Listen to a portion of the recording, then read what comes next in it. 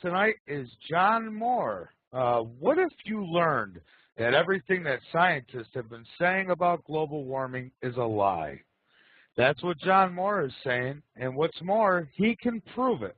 A homicide detective and private investigator since 1973, Detective Moore was previously an intelligence analyst for the U.S. military. Using his combined skills and experience, he managed to track down and debrief several U.S. Navy classified briefings regarding global warming with shocking results. He will explain all that and much more to us tonight. John Moore, how are you this evening, sir? Good, Michael. Good to be with you. It's very good to have you back.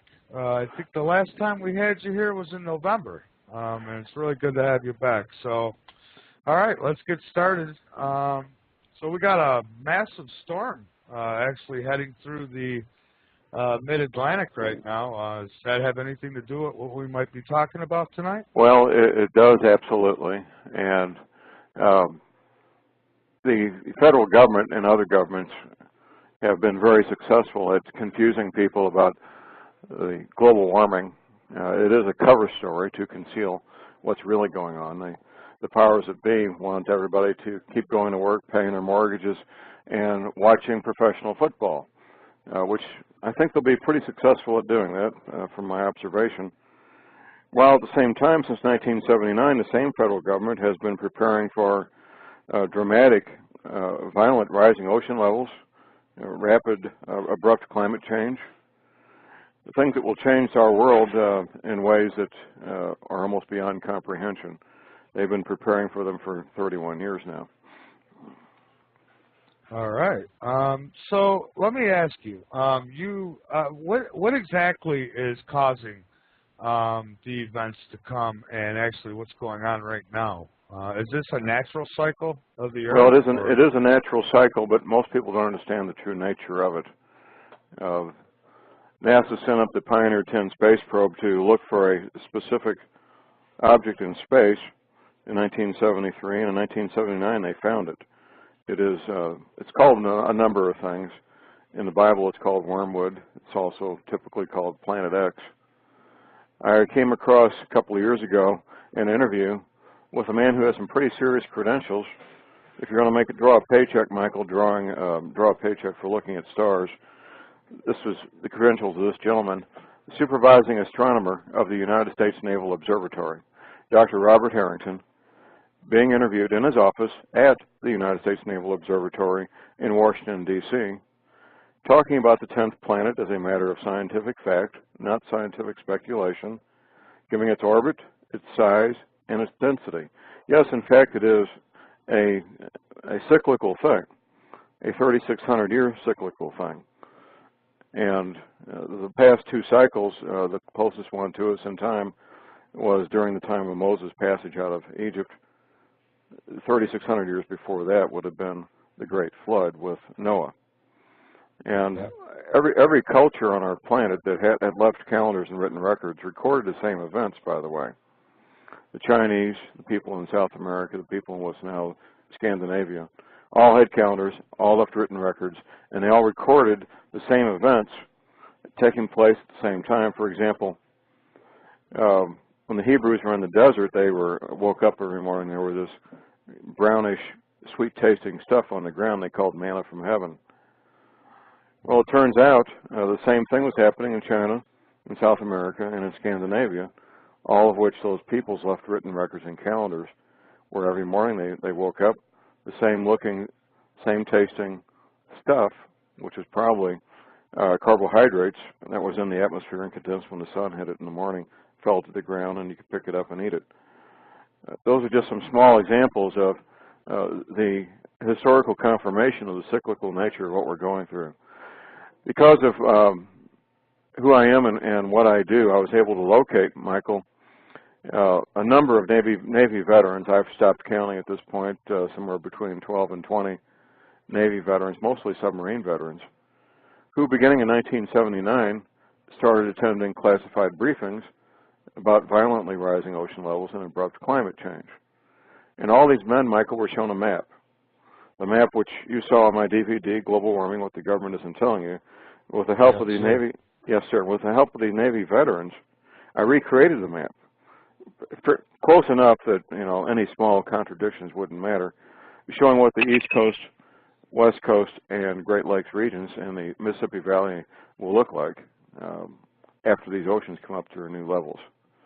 In the same briefings, the Navy veterans were told where the safe havens were, which is the Arkansas, Missouri Ozarks, and a block of real estate up in the area of the Montana and Wyoming, way up north. Okay. So all the Navy veterans that I interviewed, with one exception, who's up in Montana, they've all chosen the Arkansas, Missouri Ozarks as their retirement home because of the briefings.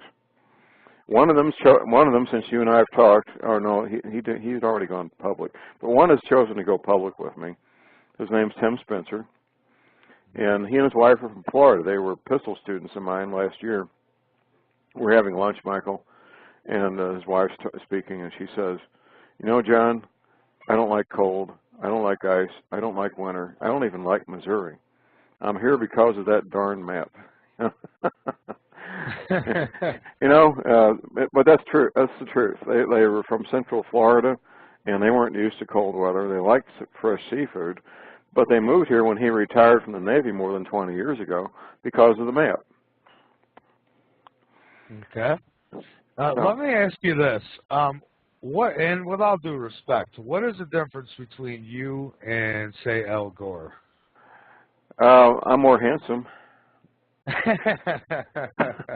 Okay. And I'm not fat, but no. Other than that, I've rarely run into somebody, Michael, who's watched all of his film, An Inconvenient Truth. I encourage people. You don't have to. You can probably get it from your local library and watch it. But I encourage people to watch his Academy Award-winning documentary, An Inconvenient Truth. And if you watched it before, I encourage you to watch it again for the following reason. I want you to look for the following thing, and that's the timeline he gives. They don't give a year for when things start to get bad, although they say 10 years in the future. You have to know when the film was made to know when 10 years in the future is, don't you? Since the film came out in 06, 10 years in the future would be 2016. They say things will start to get bad. That's abrupt climate change and rising ocean levels. And in the middle of the century, which now would be 40 years in the future, 2050, things will really get bad, abrupt climate change and rising ocean level. Now, Al Gore didn't pick those dates out of his hat. They come from NASA. The NASA Goddard Space Flight Institute is the lead agency in this country for dealing with these matters. By the way, Her Majesty, the Queen of England, visited there, it'll be 2 years ago this spring, and got her briefing at the NASA Space Flight Institute. That's one difference. The other difference is what's causing this. The official version of what's causing these things is man-made CO2 greenhouse gases, cow flatulence. I mean, that stretches credibility to the breaking point. But that's what they're saying, and that's part of the cover-up. Obviously and clearly, man-made CO2 greenhouse gases cannot cause increased volcanism and increased seismic activity, which of course we're seeing. We're seeing dramatic increases in volcanism, dramatic increases in seismic activity, and we will continue to, Michael, along with more violent, more bizarre, more dangerous, more damaging weather-related events like our eastern seaboard is in the process of experiencing as we speak. So those are the differences. The date, the timeline, and I'll go over that a little bit more detail here in a moment, and the cause. Where he and I agree, however, is what will be happening in the future. We disagree at what point in the future, but we both agree what will happen in the future. Violently rising ocean levels and dramatically increased violent weather events and climate change. Here's the real timeline, and it's not a date. And before I forget this, December 21st, 2012 stuff's going to get a lot of people hurt. That's more disinformation. Now, the federal government originally gave themselves until December 31st, 2010 to get their preparations complete. When I say complete, there are preparations. We're talking continuity of government, building shelters, stocking the shelters, getting everything set up for the intelligence agencies and others who are involved in continuity of government. They moved that about 5 years ago. They moved that one calendar year closer to us, and their completion date was December 31st, 2009, about 2 months ago. They continue to make preparations. I just read recently, this past fall, that NASA, the National Security Agency, is building a duplicate computer center to the one they've got at Fort Meade, Maryland. This one's being built 20 miles south of Salt Lake City in preparation for shutting down the one at Fort Meade, Maryland, which is 18 acres of Cray mainframe computers underground. It's a monumental task to do such a thing, incredibly expensive. And we just found out recently, it's kind of old news, but we weren't aware of it, that in September 2007, NASA gave a 2-year contract to an outside vendor, a private company that only provides one service. That's relocating employees. $74 million, Michael, to relocate NASA employees. Contract ran from September 07 to September 09, and it's renewable in one-year increments. Now, if you look at where NASA is, you're looking at the Kennedy Space Center, Huntsville, Alabama, Houston, Texas, all of which are at risk from rising ocean levels. You may say, well, Huntsville's quite a distance from the Gulf of Mexico. Well, it won't be very much longer, according to the Navy. Not according to John Moore. And that's what people keep saying, it's John Moore's information. No, it's classified information from the U.S. Navy is what it is. I just happen to be the guy who's the whistleblower, is all I am. When exactly will we start seeing, I mean, I know we've seen things like earthquakes already that have been very frequent, and I know the last time that you were on with me, I've been keeping track of all the things that you said, and another guest, Dr. Rand, who also talked of Planet X. And I got to say, you guys have been very scary on the dot with stuff, and well, I have to ask, when will this start really getting bad? Well, I know Dr. Rand. I've interviewed him on my show, Michael, and he did it right. His book is well done. He did not fall into the 2012 trap, and I complimented him on that a number of times. Yeah. The events that we're seeing are the precursors of events that will become more frequent, more violent, more dramatic as we go through 2010 and to 2011. What is it you're looking for? What do you expect to be seeing? That's a good question. Yeah. People, when they first find about this topic, Michael, they'll do what I did and what most people do. They want to see Planet X. I made an appointment with some hobbyist amateur astronomers in my neighborhood. They've got a really nice 30-inch telescope on top of a small mountain where it's very dark. And we spent a whole evening up there, and I didn't see no Planet X. That was, when was that, 2002? I didn't know much about it at the time. I didn't know it was coming up from the south.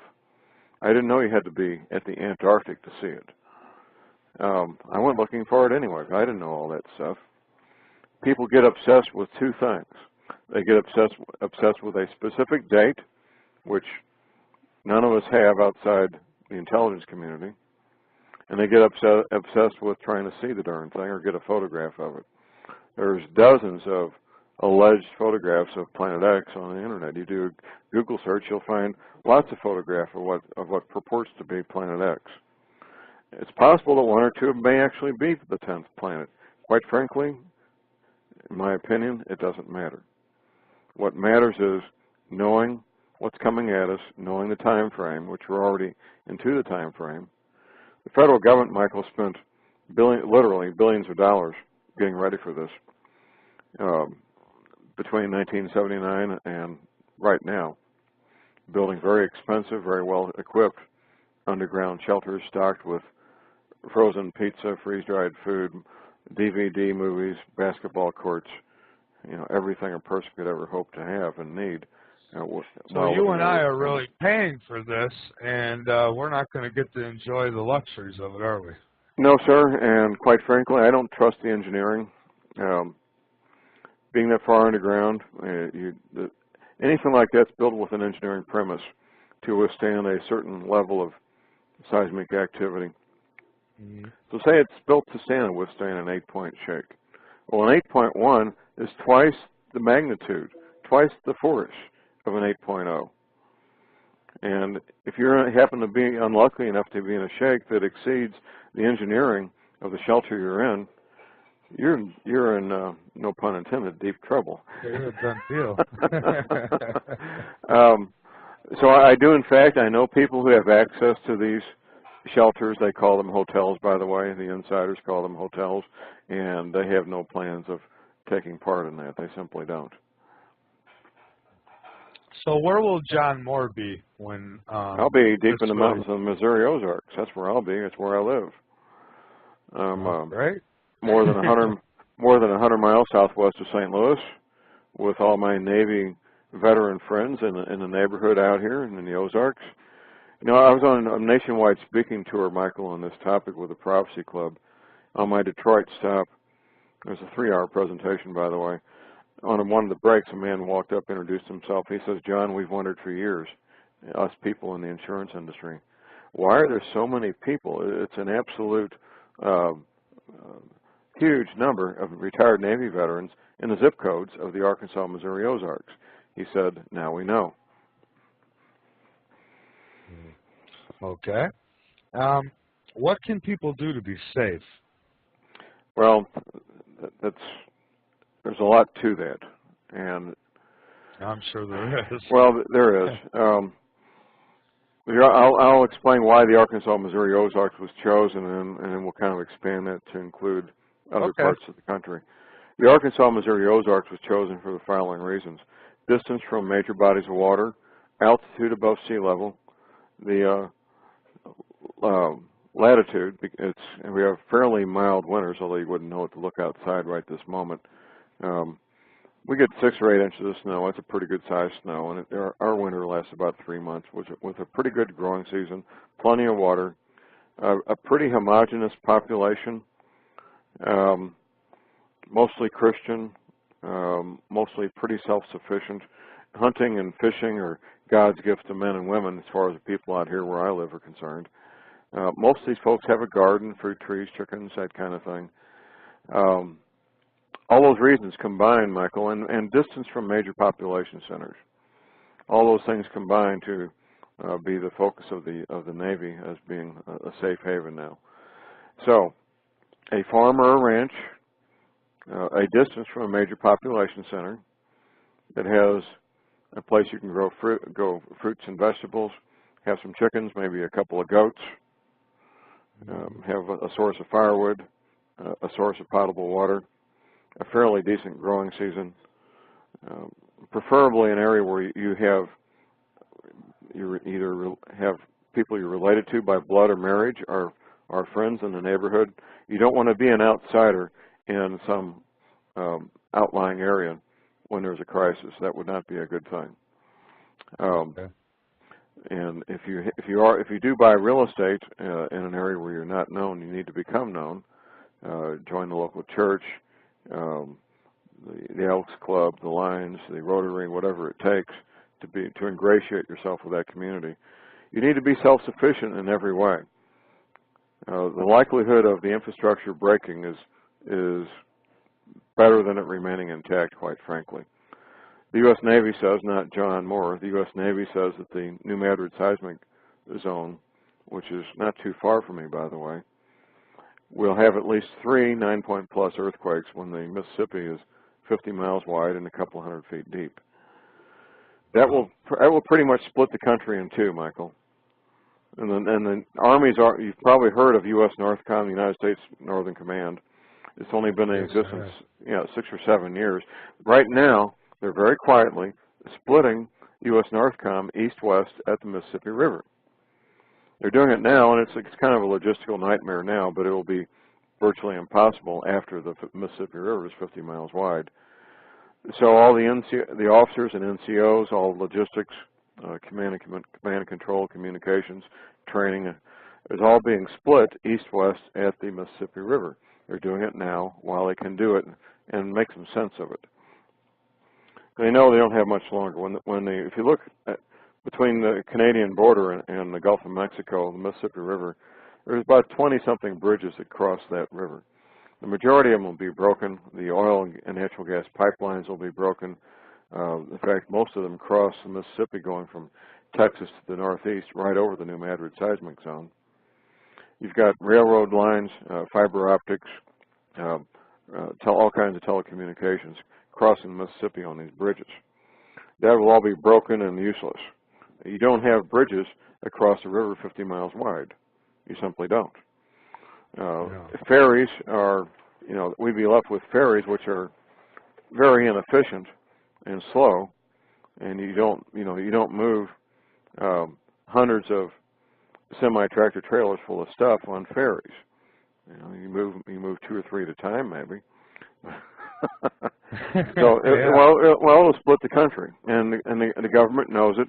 The capital of the western side of the Mississippi will be Denver, the highest altitude city in the United States, incorporated city. And the capital east of the Mississippi will be Atlanta, the highest altitude city east of the Mississippi. In fact, I was just in Atlanta a couple of days ago. Beautiful place. The eastern seaboard, as we know it, will no longer exist. The U.S. Navy says the East Coast will take damage up to the Blue Ridge Parkway.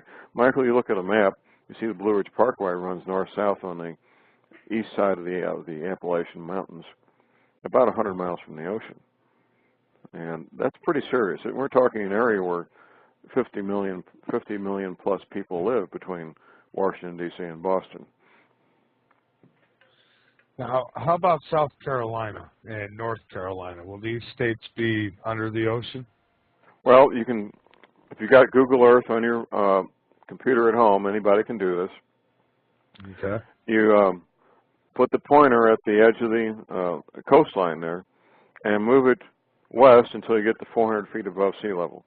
That's where the new the new coastline is going to be. 400 feet above sea level. So that's definitely not good. No, well, and the government knows about this, and this is probably a plan to really minimize the population, which would make it easier for them to take control. Is that the reason that they're not telling us? There's lots of reasons, and a decision was made more than 30 years ago to do it this way, 31 years ago, to take care of themselves, and the rest of us barefoot peasants would be on our own. You're right, Michael. There's going to be tremendous death come out of this. It's inevitable that it would be. Death from drinking bad water. Most people don't die from starvation. They have improper nutrition, and they die from opportunistic diseases because of improper nutrition. It is possible to die from starvation. It's a horrific way to die, by the way. I'm sure.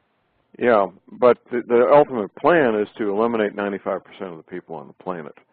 The Georgia Guidestones tell the tale. If you've ever been there, you know what I'm talking about. I haven't had the opportunity to see them in person, but I've read extensively and interviewed a couple of men who've walked up to them and read them and touched them. So, yes, there will be tremendous death, tremendous migration. In fact, I need to mention to you, this past Monday, the 1st of February, the Quadrennial Defense Review Report was released by the Department of Defense. I've been out of town all week and just started reading it. It's about 100 pages, and in there it talks about, according to Fox News, they released some tidbits last week. According to Fox News, the report talks about abrupt climate change, ocean levels rising, and military bases being underwater, starvation, riots, and mass migrations. And I haven't got to that part yet on the Quadrennial Review, but I'm looking it up, and if you put that into your search engine, I think anybody could find it at this point, the Quadrennial Defense Review Report. Okay. I'm going to check that out, too. They say that the climate change in ocean levels will come from man-made CO2 greenhouse gases. They're carrying out the company line on one hand. On the other, they're being very forthright with these events that are coming at us. They just changed the map here on Google for this storm. You're in South Carolina? Yes, sir. Columbia. Yeah. Is the snow going to get that far south? It's not supposed to. We had a tremendous amount of rain throughout with the storm, but we didn't see snow to speak of. Okay. So we've been safe from that. Well, that's good. When I was in Atlanta this week, it started raining Thursday, I guess it was, and rained all day. The whole trip back through Georgia, Alabama, Mississippi, and Arkansas, it was raining the entire way. So we've had a ton of rain here. I mean, it seems like it's, for every sunny day we've had the last couple months, we've had 4 rainy days to follow it. And, right. Calendar year 09 here. Calendar year 09 here in Missouri, my part of Missouri, we ran 13 inches above average rainfall. Now, this past April the 8th of 09, we had a hurricane in the Ozarks. And you look at a map, we're hundreds of miles from the nearest ocean, a good 300 to 500 miles from the Gulf of Mexico. You're not supposed to have hurricanes in the Midwest, Yeah. I mean, that's not, if you put that on your term paper in weather school, I think you'd probably get an F, or at least years ago you would have. But on my DVD, as you know, we've got the radar image of a hurricane over Oklahoma. We're not supposed to have hurricanes over Oklahoma either, are you? No, not at all. Now, they've known about this for some time. In the fall following Hurricane Katrina, a friend of mine was taking a Skywarn training classes where they teach civilians to accurately observe weather and report back to the county sheriff's office. The course was being taught by a young NOAA, National Oceanic and Atmospheric Administration, meteorologist, scientist. And on a break, Michael, they're out there in the hall talking about hurricanes, of course, and this young NOAA scientist says, quote unquote, just wait until you start seeing these hurricanes forming over land. Well, my friend knows what you and I know, and she attempted to ask a follow-up question.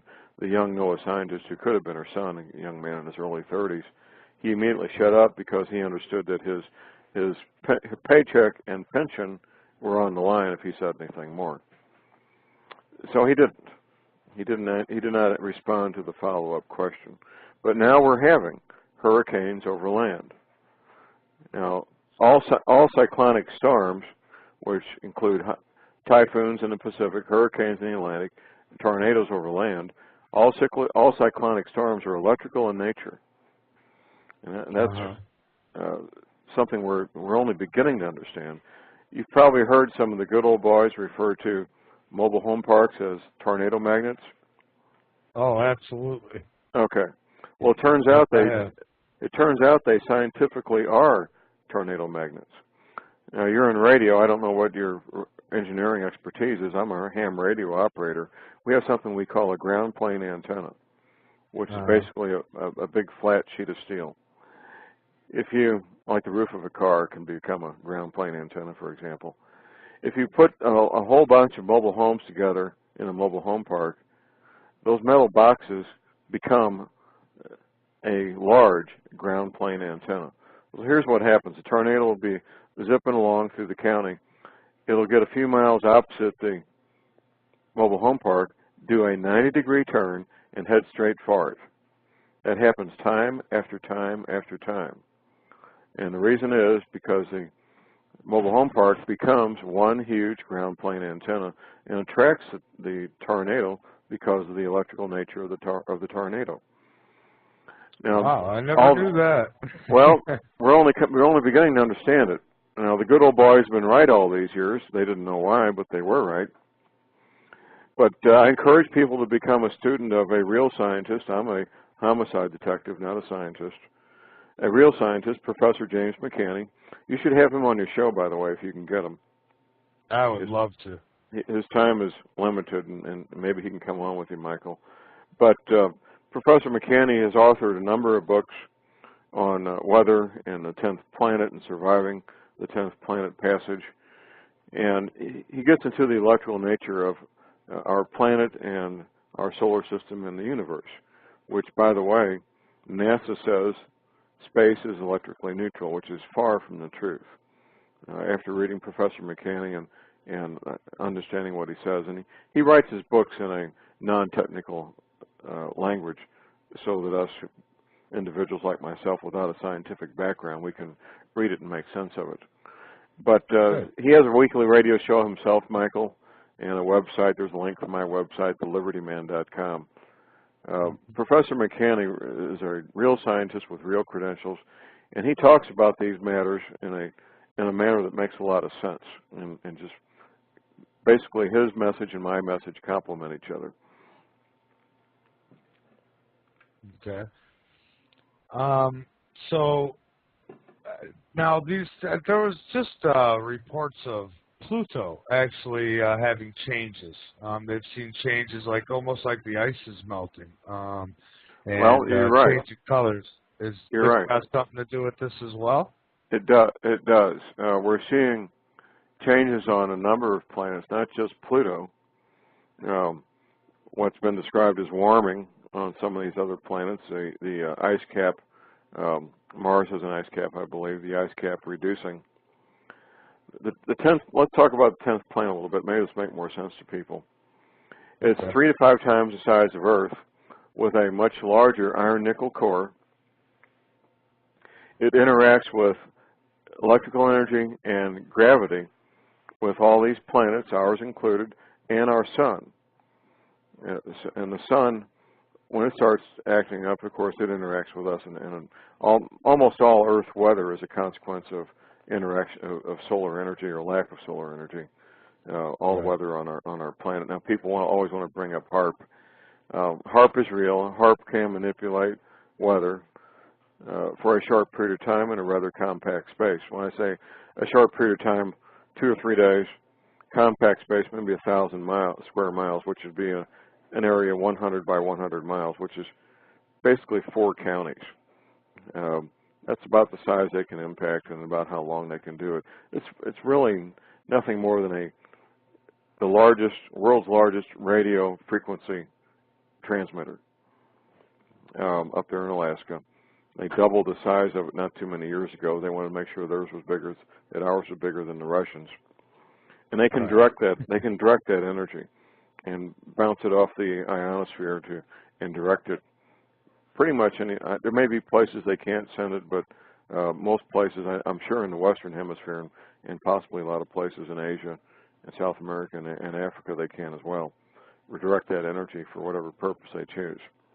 So are they able to actually switch the direction of a storm? It makes heat.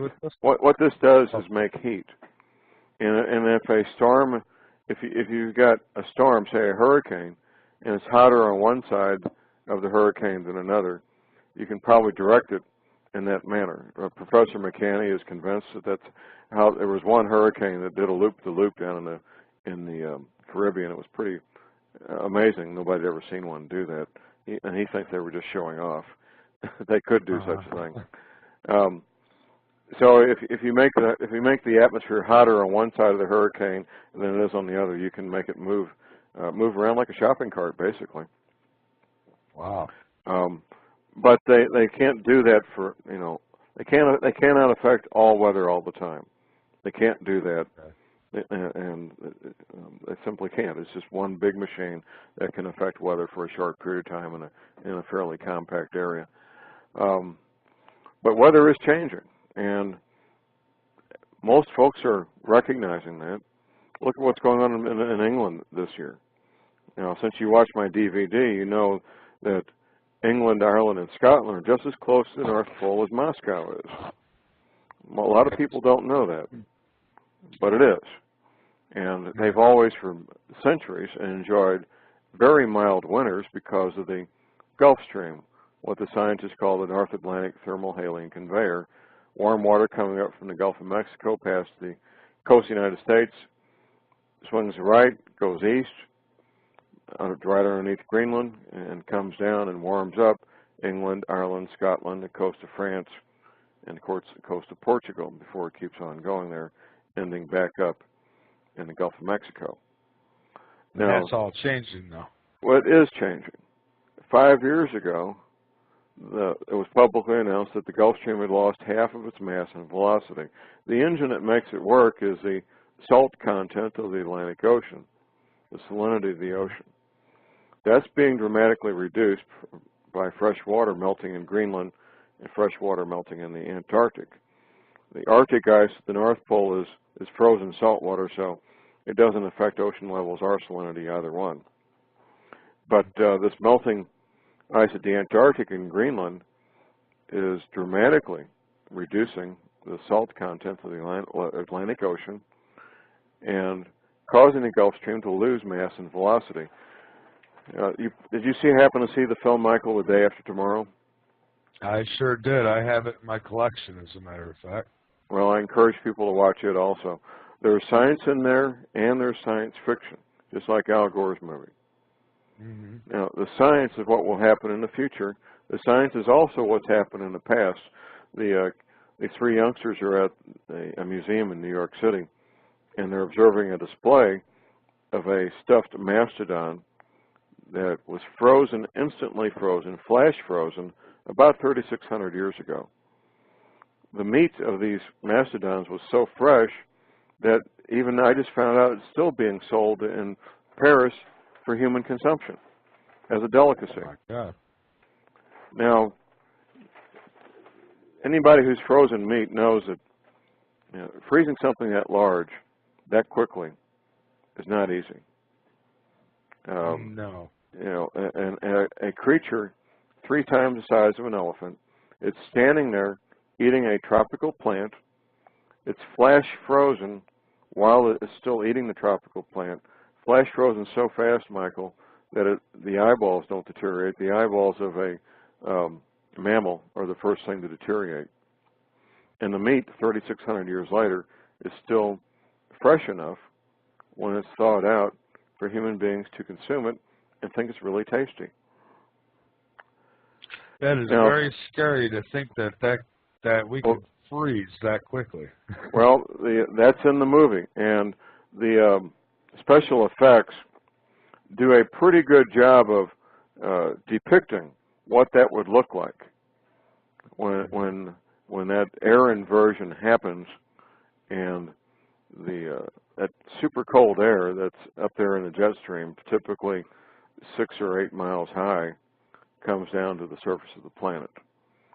It's a very dramatic special effects that they did, and that's what happened to those mammoths.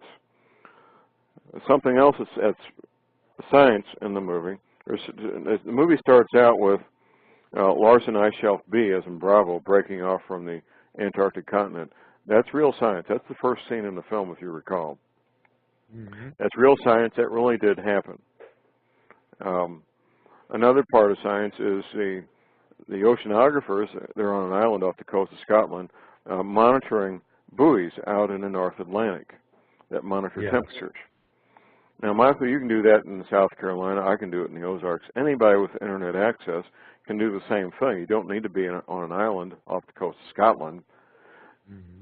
You can to monitor the temperature buoys. There's the readings are sent up to satellites, and then they're put on the internet. So anybody can do that. So these scientists are monitoring these buoys, and what happens is that they watch in real time. They watch the Gulf Stream shut down. Now, my inside sources tell me, John, that we've got PhD oceanographers 24 hours a day, 7 days a week, watching the Gulf Stream on both sides of the Atlantic. They're very, very concerned about when it will shut down. They're all in agreement, by the way. There's no disagreement that it's in the process of shutting down. The only disagreement is when it will shut down. They build these computer models based on the salt content and how fast it's going, but basically it's educated guesses is what it is. That's why there's no consensus on it. So will this be worldwide, or will this be like tropical areas will freeze and areas that have always been cold will actually start getting quite warm? Yes, yes, yes. Okay. Part of this, what the Navy's most concerned about, along with climate change, is about an 18-degree shift in true north. If that was to happen, that's what's going to cause the oceans to go bonkers. I didn't understand this, but it's common knowledge. You know, I'm just a homicide detective working here in Missouri. What do I know about oceans? Not much. It turns out they measure sea level at Cornwall, England. They just picked a rock at the edge of the ocean, put a horizontal line there a couple hundred years ago, and they said, this is sea level. It turns out, Michael, when you get to the equator, the sea level is almost 500 feet above that point in Cornwall, England. And for hundreds of miles north and south of the equator, it's well above that horizontal line in Cornwall, England, which means tens of thousands, hundreds of thousands of cubic miles of water above that line in Cornwall, England, held in place by the rotation of the Earth and gravity. Anything that disrupts the rotation of the Earth, and this pole shift, an 18-degree pole shift would do this, would disrupt that bulge of water, causing the flooding that the Navy is absolutely convinced is going to happen. And how sudden will this be? Exactly. I mean, as far as we can tell. Well, I've spent a lot of time debriefing these veterans, and one of them had very clear recollection of that specific point. He said three to 4 weeks. Once it kicks in, it would be a period of 3 to 4 weeks of these oceans coming up. Wow. Yeah, wow is right. Much time. No, you know, Arnold Schwarzenegger was on the television, I think about 3 or 4 months ago, talking about a 6 or 12-inch rise in the ocean or something in California, or maybe a foot or two. I mean, that was big news, whatever he was talking about, a couple of foot rise in sea level. That's about as far as you're going to get out of mainstream media. That's just about as far. A friend of mine, it was a week ago Thursday, I was on the phone with my friend Tim Spencer. He's telling me about Fox News making this announcement about the Quadrennial Defense Review. And while he's talking to me, another friend clicks in. And he just got a call from a high-ranking member inside the U.S. government telling him about the same thing, the Quadrennial Defense Review, and how it talked about rising ocean levels and military bases being underwater. The friend who clicked in was being warned by his friend, is what was happening.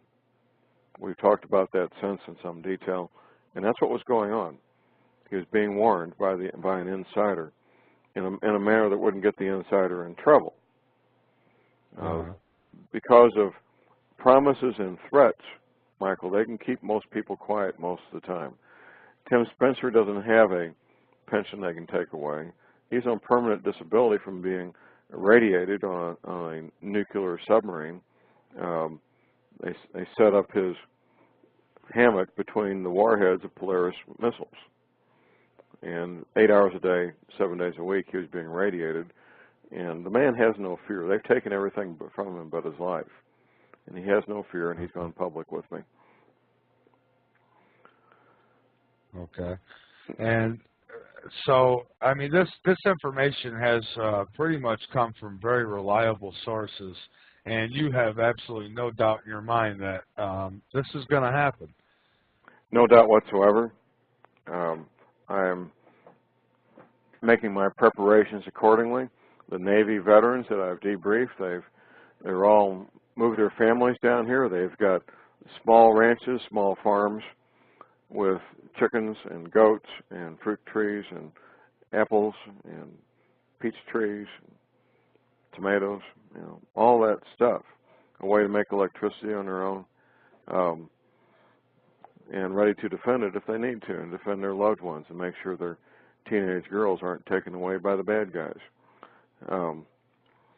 So yeah, I'm ready. My daughter and her family up in Seattle, they're on basically standby. That if Grandpa calls up, that's me. Get on a plane and come on down. You know, it could be a fast-moving thing. We simply don't know. where things start moving very fast. There's other things, and I mentioned this on my DVD, like a flu pandemic, for example, economic collapse. Those things are right in our face. The Earth changes are going to be slowly moving the next couple of years. But we're at the beginning of what might be a massive depression. The biological weapon called the swine flu could easily come back in a much more stronger weaponized version towards the end of winter here, which is when the second flu season usually starts up. So we certainly have a number of things putting us at extreme risk. And people would be prudent to prepare for those risks and get ready so that they can take care of of what they care about the most, which would be their children, their siblings, and so forth. Well, John, I'll have to make sure you have my number, so after you call your daughter, maybe you can give me a quick ring. Well, maybe so. Maybe so. And in fact, I was just thinking, our next show we do together, we may get Tim Spencer to come on with us. He does an occasional radio show with me when I ask him to. He was in New Orleans doing classified studies about 1985 for the Navy. And he walked across the hall to another office doing classified studies, and there was this map on the wall. And it had markings on it he simply did not understand at all. And he talked to a master chief, which is like a master sergeant. And of course, Tim would have been in his mid-20s at the time. The master chief was probably old enough to be his father. And the master chief said, "Young sailor, the only thing you need to know about this map is the white area." The white area, of course, was the Arkansas, Missouri, Ozarks. The white area. That's where you want to be. When you get out of the Navy, that's where you want to be. And, of course, he took that advice, and he moved his family up here from Florida when he retired, and he's been here ever since. He's made a home for himself, become established in the community, and he raises horses and cuts his own firewood and has a garden and does what he can given the level of physical infirmities he has from the radiation poisoning. He does a pretty good job.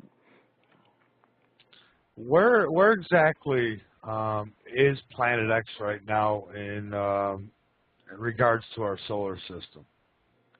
Well, all our planets revolve on a flat plane.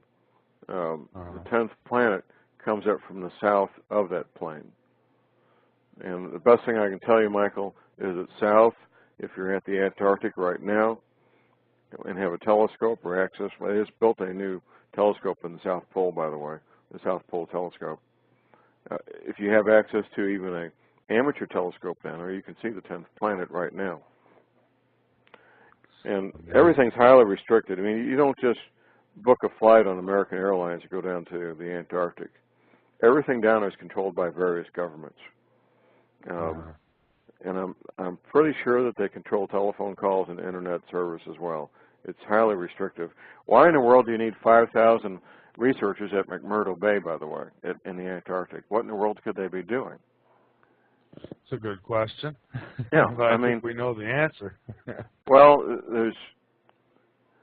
it's not just looking at the 10th planet. There's probably a lot of ruins from ancient civilizations a mile under that ice that they've been recovering.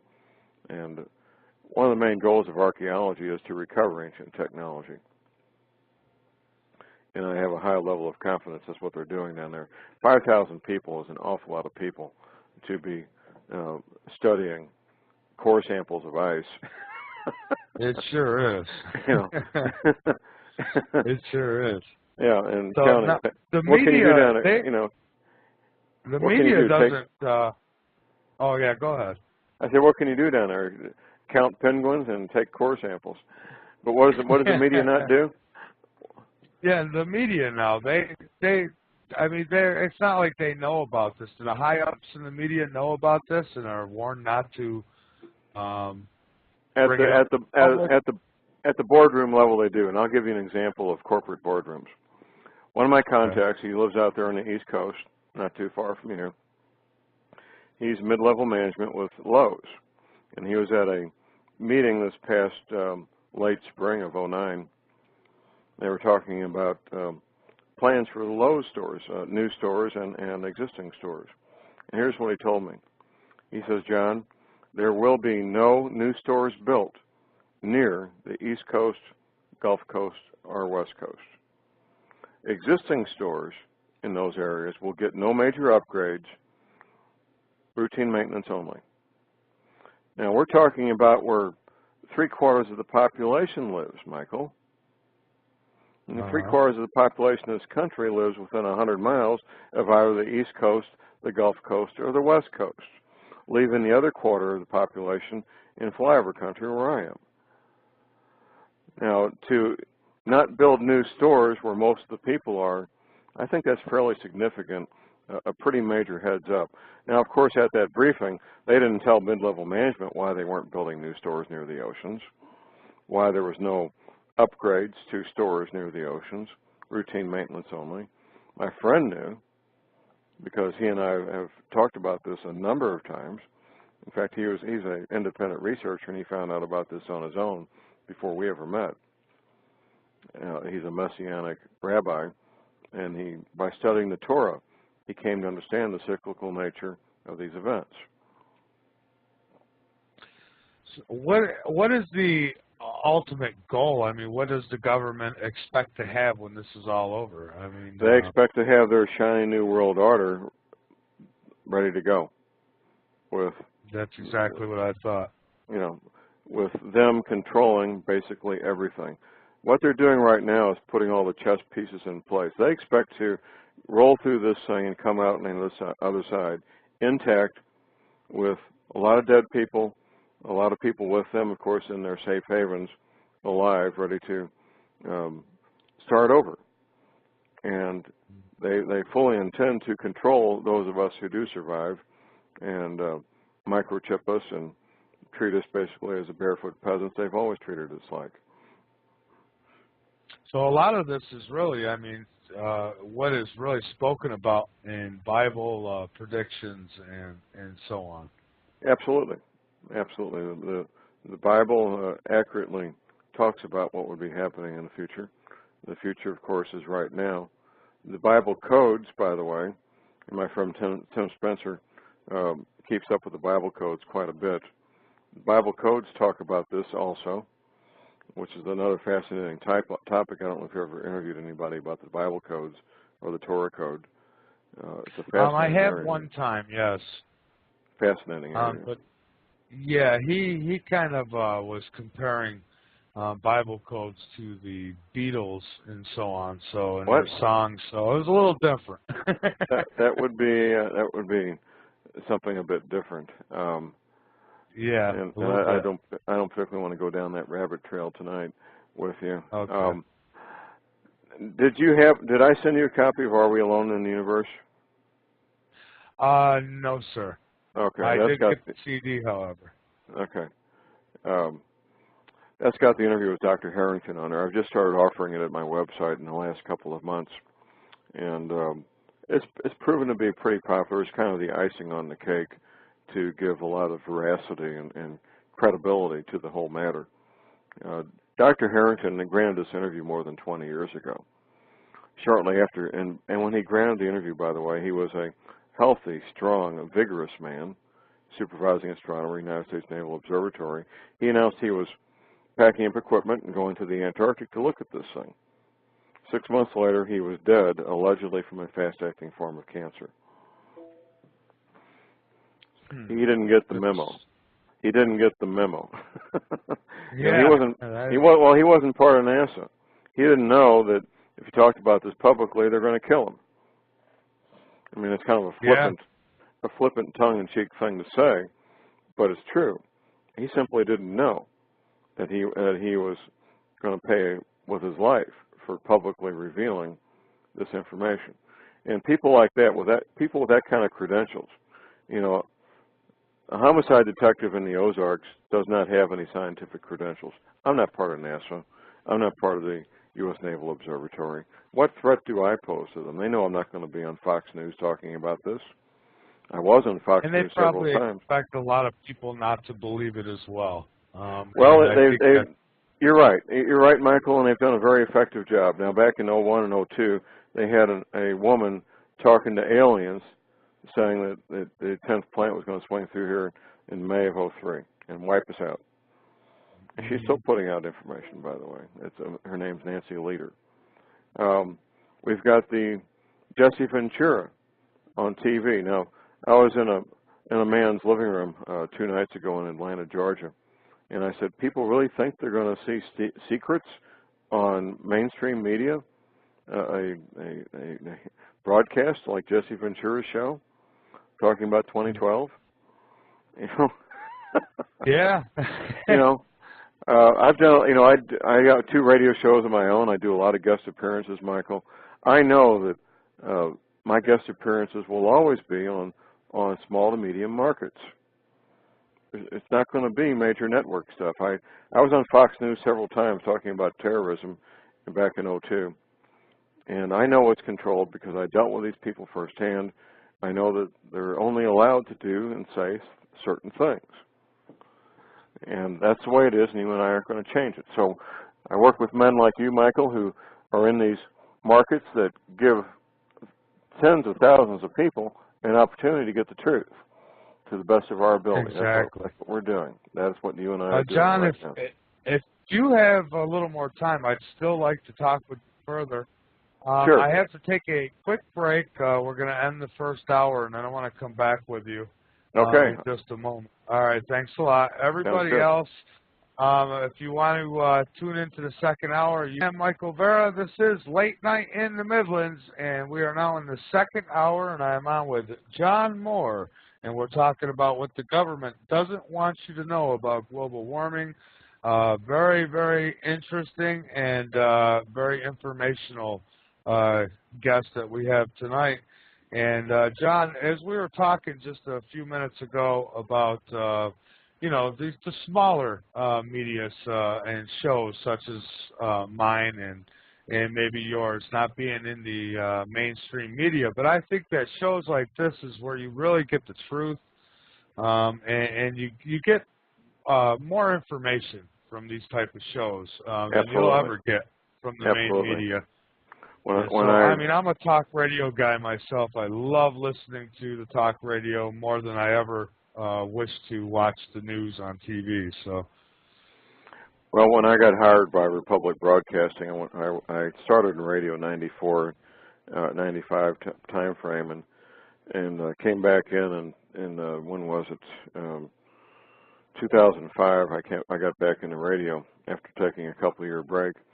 The station management at Republic Broadcasting, they said, John, it's your show. You can say anything you want to say. No censorship. And that was our ground. That was our agreement, and it remains our agreement. And I suspect, Michael, that you've got the same agreement with station management where you are, that you can say whatever you want, interview anybody you want to interview. Is that accurate? Okay. Yes, it is. Yeah. That doesn't happen at the level of Fox News and CBS, NBC, CNN, and so forth. It simply doesn't happen. When I was being interviewed about terrorism, I did about 3 shows with Fox News nationwide. I was ready to get more serious because we're talking about some lightweight stuff, and I was working with a young female producer up there in New York City. She talked way too fast, by the way. And anyway, I said, let's do this. Our next show, let's talk about the feel-good, make-believe security at these airports. She says, okay, John, I'll talk to my boss, and she gets back with me the next day. She says, oh, it's too scary. We can't talk about that. Yeah, so much for Fox News. But that's reality. Yeah. You know, that's reality. If it's too scary, anything that upsets the Chamber of Commerce and the Rotary, you know, is not going to be on the air. If it's bad for business, it's not going to happen. If you talk about the reality of airport security, it's not going to be on mainstream media. That's simply not going to happen. So they focus on all this silliness, like body scanners and you know, these people making minimum wage being able to see your body parts. That's what gets the airtime. That's what gets the airtime. If they were serious, they would talk about El Al, the Israeli airline, and how when you're a passenger on El Al and they serve steak, everybody gets a very sharp stainless steel steak knife. Mm-hmm. You know? Oh, really? Well, why not? They profile the passengers. They know there's no terrorist on the plane. So why not give everybody a very sharp stainless steel steak knife to cut their steak with? You know, there's no terrorists on there. But, you know, that's kind of a topic for another day. Getting back to the deception of global warming, I got some simple Google searches for people that they can do, Okay. and they can be writing these down. First one, CIA and the word Denver. CIA and the word Denver. You'll find the CIA's press releases going back 5, 6 years, at this point 6 years, announcing they were moving from Langley, Virginia, 85 feet above sea level, right there on the East Coast, to the mile-high city, Denver, Colorado. NSA, National Security Agency, NSA in Denver, same thing. You'll find press releases going back as far as 6 years or so, coming up into just a few months ago, of NSA moving from Fort Meade, Maryland, once again just 100 or so feet above sea level, right there in Washington, D.C. area, to the mile-high city. Here's a fun one. Plum Island, plum as in peach, apple, plum, Plum Island, and the word Kansas. Now, Michael, if you and I were going to set up a place to study really fun stuff like anthrax and foot and mouth disease, wouldn't we put it on an island in the Atlantic Ocean? Wouldn't that be a smart thing to do? It sure would. It would. That's what they did.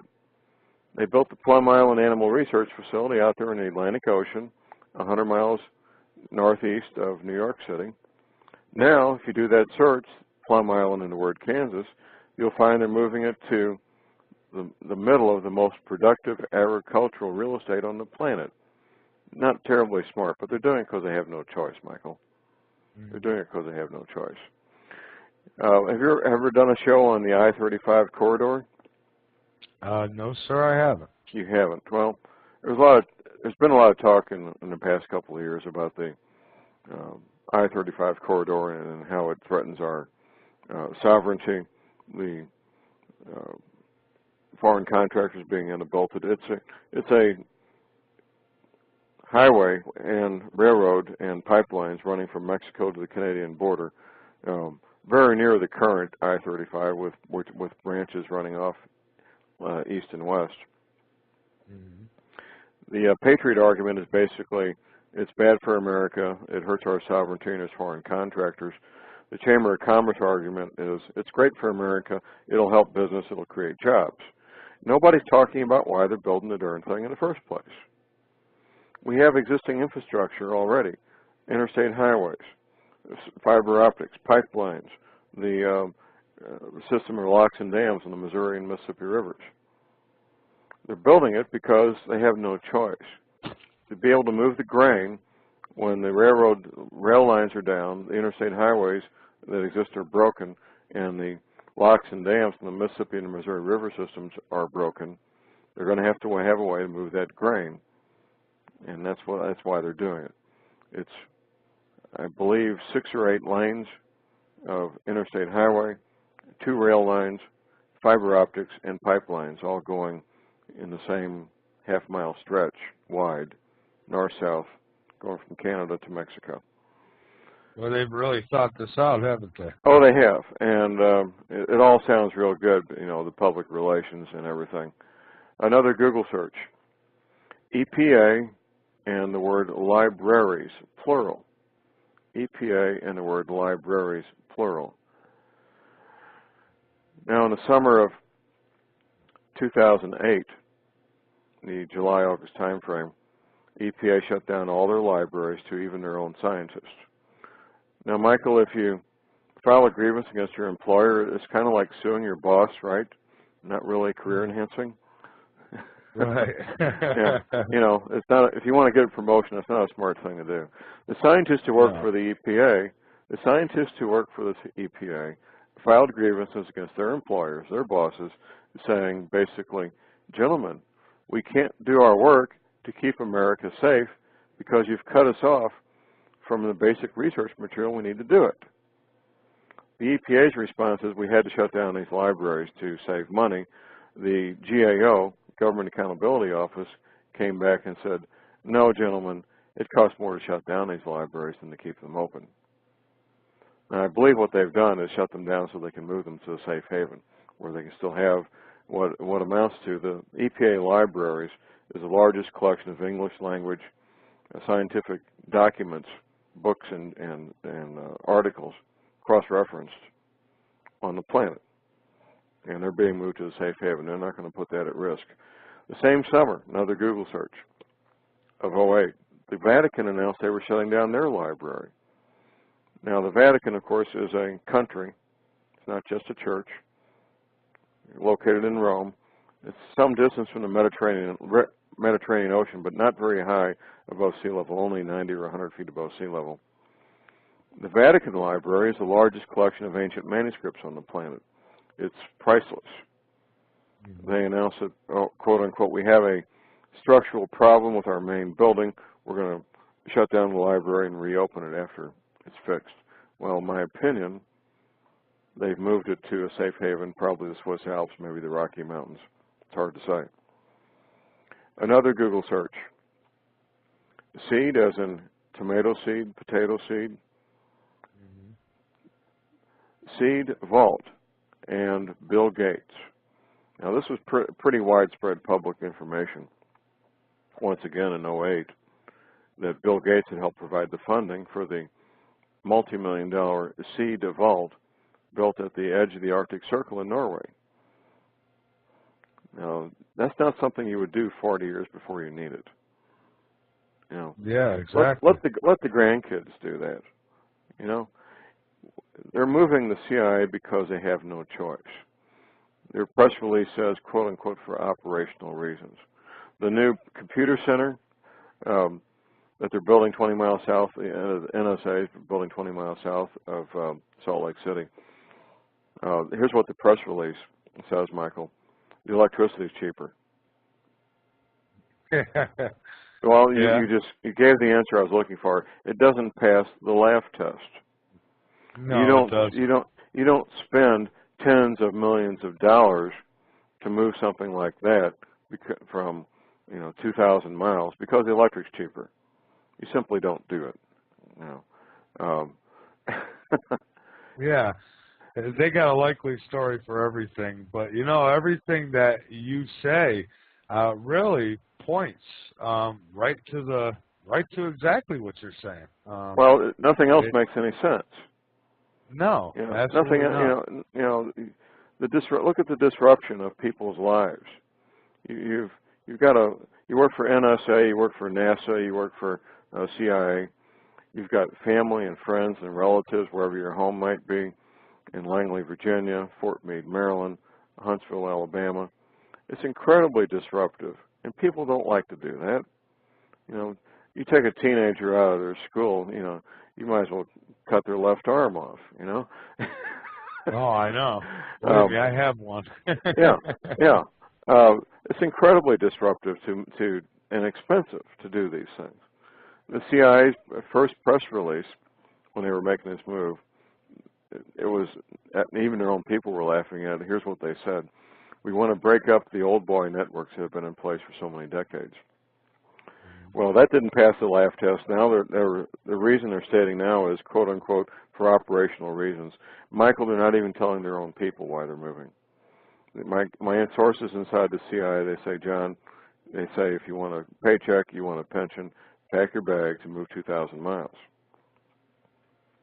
That's what's going on. In the long run, a paycheck and a pension, once this is all come into place, that's the part they don't understand, huh? Because they don't know the truth. The people being moved are part of continuity of government, or they would not be moved. So there's a safe haven waiting for them. And a paycheck may not be what it's always been. It may just be they get food, shelter, clothing, medical care, which is no small thing.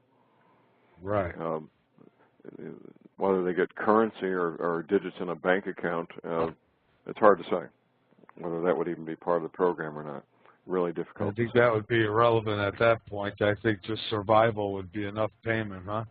Well, it would be. There's a possibility they may get some gold coins or the new currency, whatever that might be, or just get more credits to their microchip in their right hand. Somebody wanted me to ask you if you thought that the meetings in Norway were about this global or about the global warming was about this. Do you think that's what they really met about? The climate change meetings? Yes. They had, or Copenhagen, it was Denmark, right? Copenhagen, Denmark? Yes. Yeah, okay.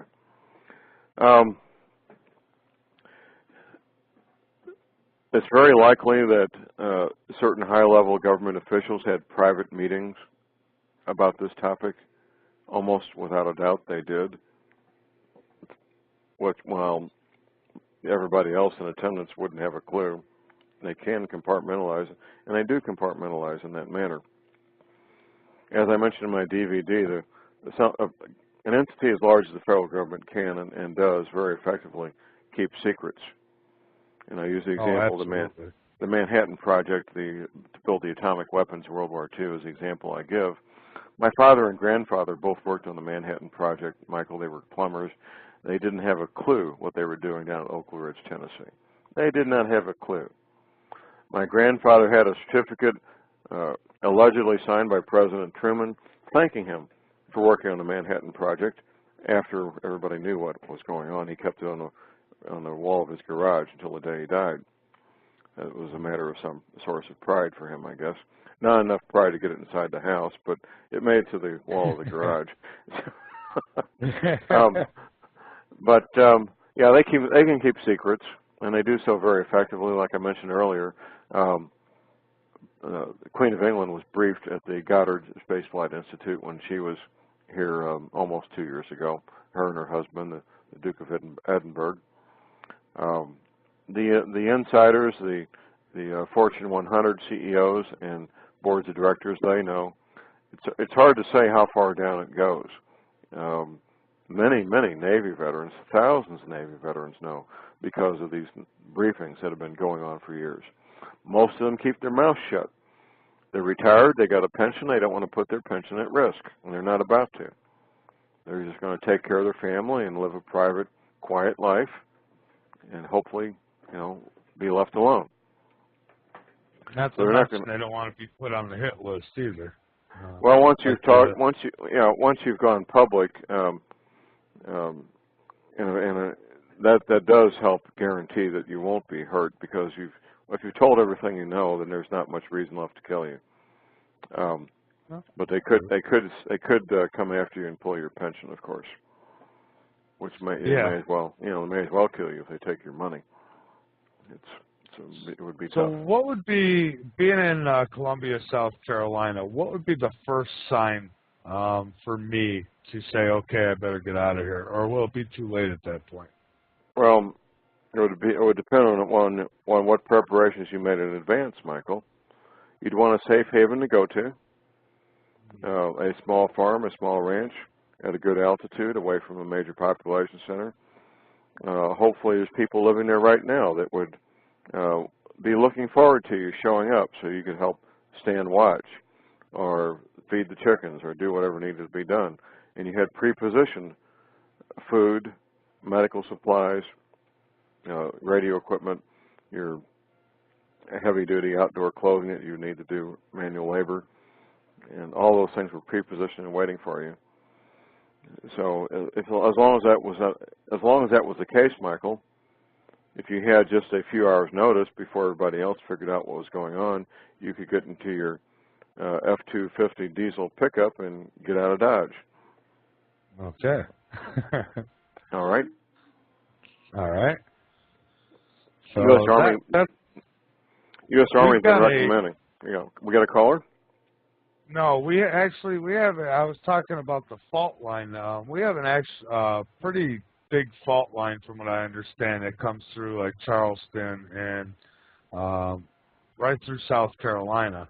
And when Haiti had their major earthquake, I wondered if we was next. Right. Once that happened, so I imagine that the next earthquake here would probably be to a magnitude as Haiti's was, which was intensely large. It really destroyed them over there. It did. And once that would happen, I mean, getting out of here wouldn't be an easy task. No, it would not. So, And here's something about earthquakes most people don't know, Michael. The Richter scale was developed by Charles F. Richter. When he died in 1984, the Richter scale was changed by one full number value, lower. On the original Richter scale, what happened in Haiti would have been an 8.0 or an 8.1, not a 7.0 or 7.1. right. I believe that. Right. It's 1,000% stronger. Every 1/10 of a point higher is a doubling, is a 100% increase in the magnitude. So when you go from a 7.0 to an 8.0, you have a 1,000% stronger earthquake. Now, granted, the shoddy construction of most of those buildings contributed to the tragedy that's going on down there. But it was a massive earthquake. The New Madrid, where I am up here, has been unusually quiet since the Haiti earthquake, which raises some questions in and of itself. Up in Yellowstone, there's been a swarm of earthquakes. I don't know what the count's up to now. Last time I checked, it was 1,200 earthquakes in a week at Yellowstone, which is a supervolcano. There is a earthquake researcher named Stan Deyo, D-E-Y-O. His website, standeyo.com. I followed his work for off and on for several years. I've tried to get him on my show unsuccessfully. He's really busy. But he was at one time accurately predicting earthquakes 1 to 3 days before they happened using ocean temperatures provided by the U.S. Navy, who by the way, has cut off all civilians, including Stan, from that information. Anyway, Stan is very good at understanding earthquakes and how they happen and why they happen. Professor McCanny, to a certain extent. There's a lot of good earthquake researchers out there. And being near a major fault line like you are in Columbia, South Carolina, is important. And people need to understand what happens in a major earthquake and how they need to be self-reliant for weeks after a major earthquake, and how to make their home more earthquake resilient and earthquake, I won't say earthquake proof, but more earthquake resistant, I should say, by doing simple things like securing the water heater so it won't fall over, making sure that things on shelves are secure in a manner that they won't flip off the shelving, putting child-proof safety locks on your kitchen cabinets so they won't come open and everything flip out on the floor, making sure there's no heavy picture frames near your bed where you sleep that could come down and cause injury to you. And there's many, many things people can do. Everybody in the house needs to know where the gas shutoff valve is and how to shut off the natural gas. And just a multitude of things to deal with an earthquake effectively. That's something I worry about. I have a gas stove, and I worry about if there was an earthquake, would that explode? Well, here's what happens. We had it happen here in my neighborhood recently. You have to have the right mix of gas and air to get an explosion and a spark, of course, to set it off. Usually if you smell gas and it hasn't got too concentrated, you can go down to the valve and turn it off. And do you have an outside valve or an inside valve, Michael? Inside. Inside? I believe there's one outside too. Yeah, I know exactly where it is. Yeah, if you've got a good sized gas buildup inside the house, you probably want to turn it off from the outside, and open doors and windows and let that gas get out of there before you went inside. There's people get blown up by natural gas on a somewhat frequent basis around the country. Lori I work with worked a case out in California in that regard. Yeah, I've always been more fond of the electric stove, especially because I had little ones running around. And I was worried about them turning it on and me waking up in the morning and making a spark and blowing us all up. Yeah, but, or not waking up in the morning, as the case may be. Yeah. Yeah. Well, modern gas ranges are a lot safer than the older ones. So. Yeah. Well, mine's not too modern, I don't think. I'm in an older place, so Okay. But I had another question. Now, New York State, will all of New York be done, or are there actually higher elevations there that would maybe here's be safe? here's the problem with that eastern seaboard, Michael. There's lots of higher elevations in many of these states. You got the Smoky Mountains, you got the I should say Cascades, the Catskill Mountains up in New York. Even though you're well above sea level, you're in the country, you've got your chickens, your goats, your fruit trees and vegetables. You're really too close to 50 million people who are going to be refugees, and that's the problem. Yeah. It's 50 million refugees. Once you're east of Mississippi, I mean, you got a lot of areas that look like they're country, and they are. They're wooded country areas, but you're east of Mississippi in general. Your population density is usually considerably higher than west of Mississippi, as a general rule. But I don't want to be, personally, I don't want to be that close to 50 million potential refugees. Granted, no, I wouldn't either. Yeah, granted, they all won't become refugees, but that's the pool that the refugees will be drawn from, is that 50 million people. They'll be hungry, they'll be desperate, and it would not be a fun picture to be anywhere near that. Now, how will the government handle this after this happens? Will they be searching for survivors and then trying to maybe enslave you once they get you? I know I'm getting out there a little bit, but we are talking about our government. So. Right. Well, the first thing they'll do is protect critical infrastructure. Critical infrastructure being airports, major bridges, power stations where they regenerate electricity, railroad lines, interstate highway systems. All critical infrastructure would be a very high priority. In the event of a fast-moving event where there's casualties, most search and rescue is going to be done at the local level. Your local fire department, police department, paramedics, your local National Guard units, they're going to be doing the majority of search and rescue, not the federal government. The federal government's going to have its own things they'll be preoccupied with. It's a rare occasion that any federal government response involves the real people who put on the leather gloves and the helmets and really get the work done. The FEMA, for example, Federal Emergency Management Agency, they provide training. They provide training and resources for the people who actually do the work. There was a lot of criticism. What was the guy's name, the head of FEMA, when the Hurricane Katrina happened? Brown, was that his name? Brown? Yeah, I think that is. Yeah. Now they lied about that too. That was a higher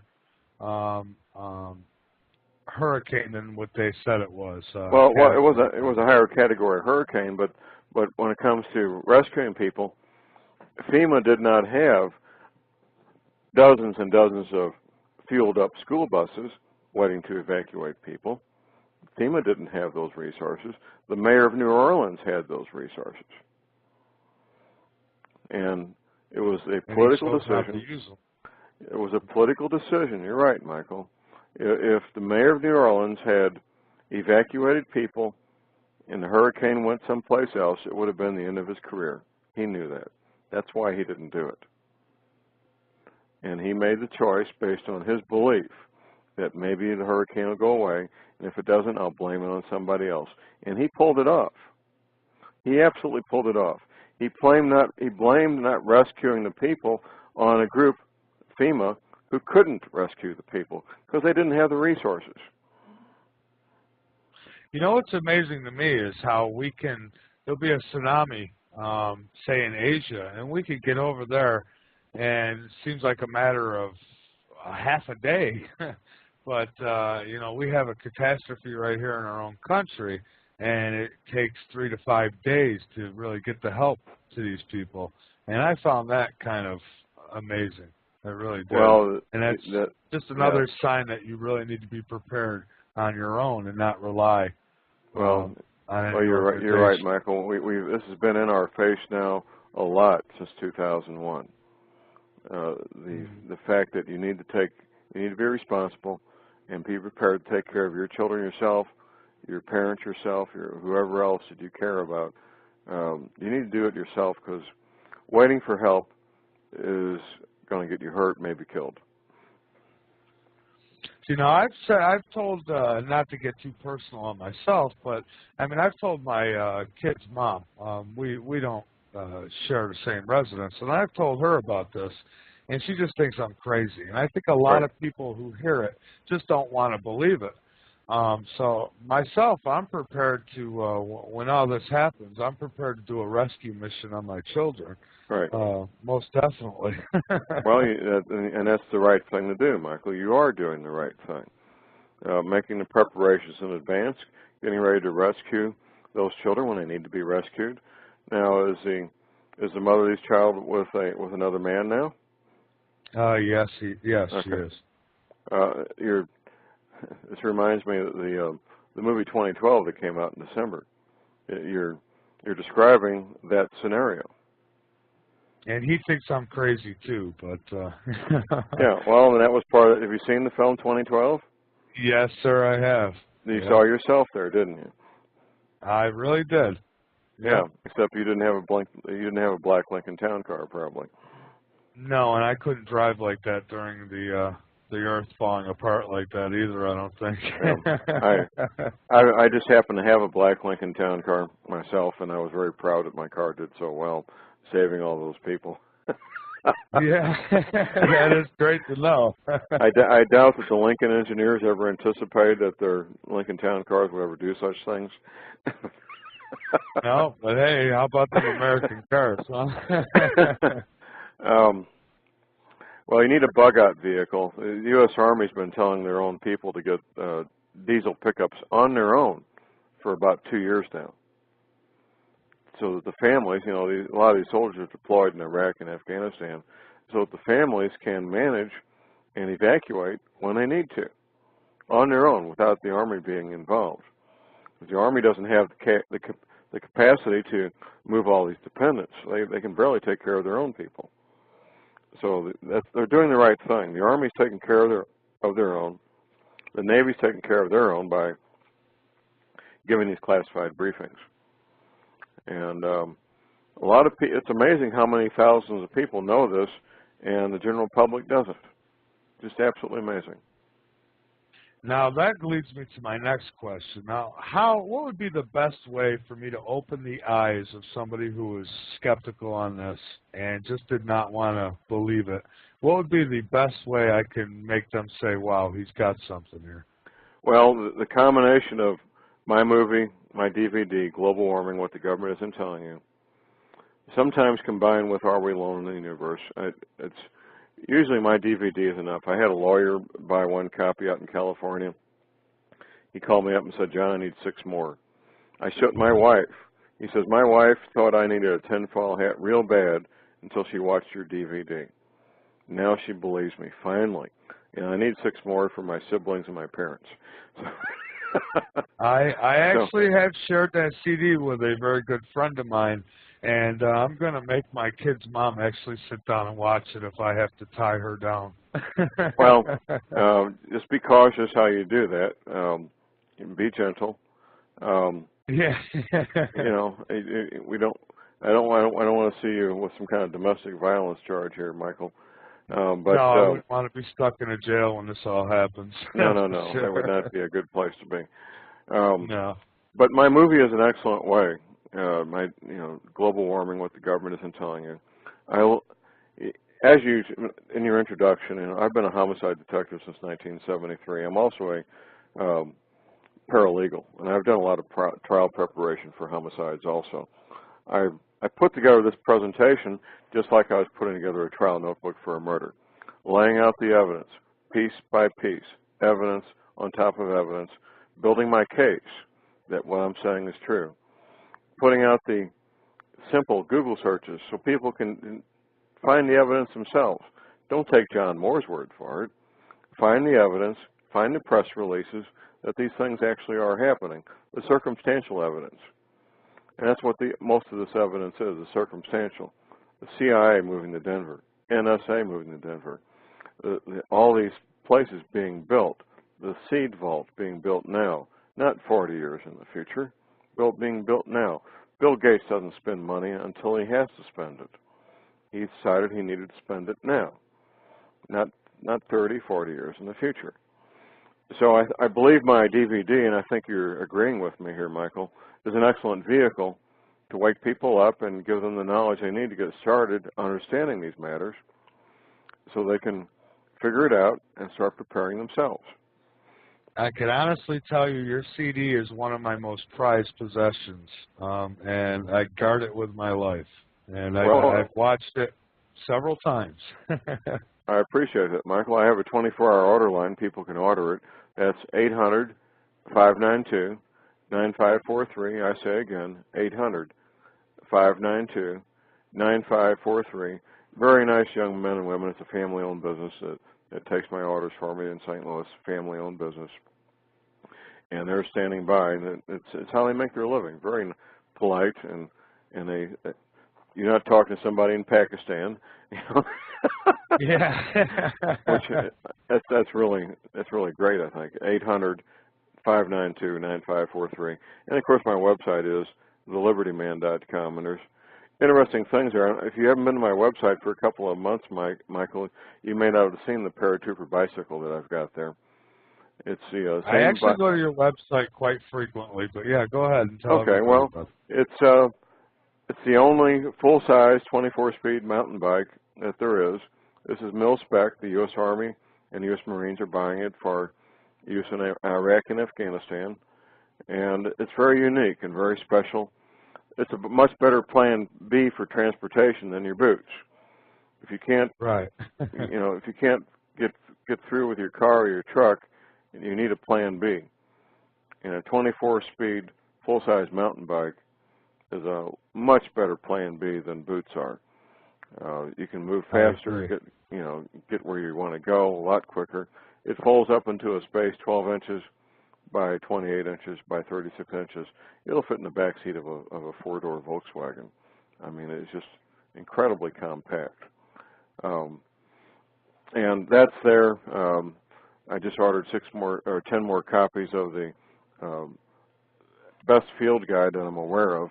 The 6 ways in, 12 ways out, put up by the United States Search and Rescue Group. A bunch of combat veterans who provide training for wilderness survival. I've probably got 8 or 10 wilderness survival manuals and books, Michael, and this one's the best one. You can tell it's written by men who spent a lot of time in the bush. Very well done. Well, I'm going to have to make sure I get myself a copy of that, because that'll be my next prized possession. Well, it's very well done, and I highly recommend it. I go to some trouble to find this stuff. Whoever heard of a folding mountain bike with full-size wheels? But I did find them, and I offer them there on my website. I haven't been around the bicycle business for decades, and I found out that you can spend $5,000 for an off-the-shelf bicycle, mountain bike. It's pretty amazing. It is amazing. It is amazing. So to get something that's mil-spec for less than 20% of that cost is pretty phenomenal. It's now the Swiss bike that I also offer there, that's used by the U.S. Secret Service. It's flat black. The paratrooper bicycle is olive drab, flat olive drab. The Swiss bike is flat black, used by Special Ops and Secret Service when they want a really low profile and silent movement. So yeah, they're both there at my website, thelibertyman.com, along with a lot of photographs I should add, with the paratrooper bicycle in Iraq and Afghanistan and Fort Gordon, places like that, Fort Bragg. So okay, great. Yeah, I encourage people to get my movie and spread the word. I donated copies of my DVD, Global Warming, What the Government Isn't Telling You, to my local library system. I donated enough copies that each branch can have its own. I encourage people to make copies. As long as you're not selling it, I don't care. Make 100 copies.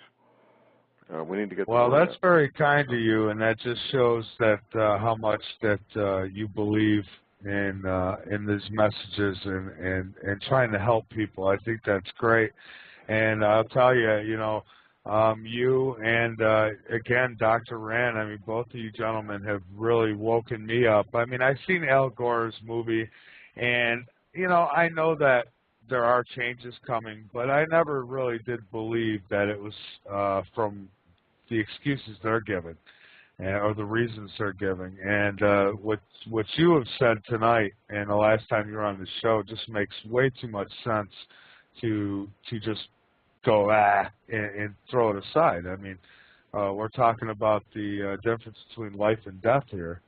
We are. And I believe you 100%, and I'm definitely taking it in serious consideration on what my next moves in life will be. Well, let's talk a little bit about preparedness. We got a few minutes here in the show, what, 20 minutes or so? Maybe not that much? Yes, we did.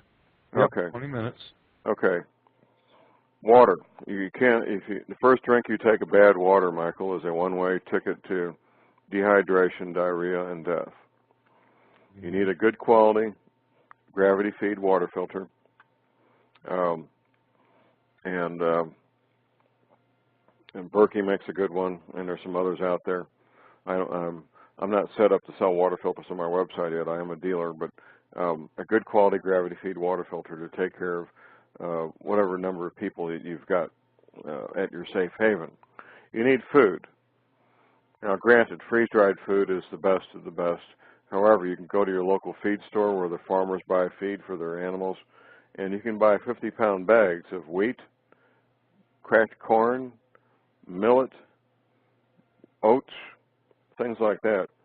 Now, locally here, I can get a ton of cracked corn for less than $200. Now, if you can specify non-GMO, you want non-GMO grains. Typically, corn and wheat are the worst for being genetically modified. And if you can get non-GMO, that's what you want to get. The formula for saving up food for people is 900 pounds of dry grain per person per year for adults. Teenage boys need about 1,200 pounds of grain per teenage boy per year, maybe 1,000 to 1,100 pounds for teenage girls. Teenagers do consume more food than adults do. You need to pack it in a way that the larvae in there won't hatch out and destroy the grain. You can pack it in nitrogen, which is a colorless, tasteless, odorless gas, non-poisonous. You can pack it with dry ice. Put in, say you got a Mylar bag, put a 5-gallon Mylar bag, you put a chunk of dry ice in there about the size of a tennis ball, pack in your grain, leave the bag unsealed, give it several hours, about 5 or 6 hours for that CO2 to evaporate, and then seal it up with a regular iron, like you iron your clothing with, set on the wool temperature. And you can make a nice permanent seal on that Mylar bag. Okay. So you need your food, you need your water, you need emergency communications equipment to be able to intercept the local police, sheriff's department, fire department, so you have information. If you're in a crisis, Michael, and you don't know what's going on, it's human nature to go to the worst possible scenario immediately. I've been there, done that. I was in combat and cut off from communications, and of course that's what happened. We were imagining that the Viet Cong were about to overrun us because we didn't know any better.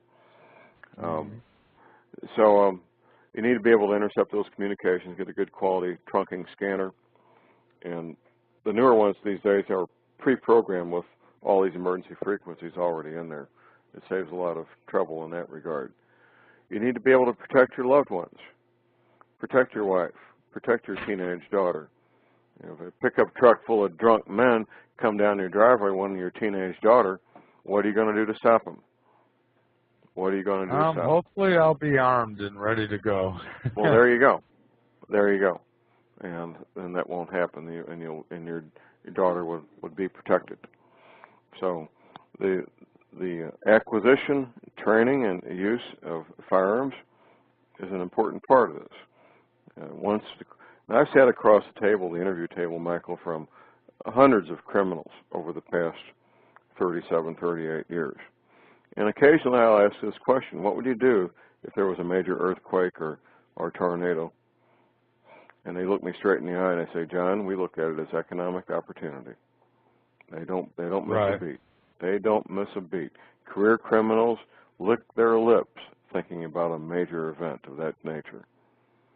And the amateur criminals, sure, because will do the same thing. They'd be able to get right out of their situation in a hurry. That's right. Like in Haiti, for instance, the prisons collapsed, and they're all out in the street now. That's right, absolutely. Well, we have plenty of criminals that aren't in prisons, and they'll be taking advantage of any opportunity like that. Absolutely.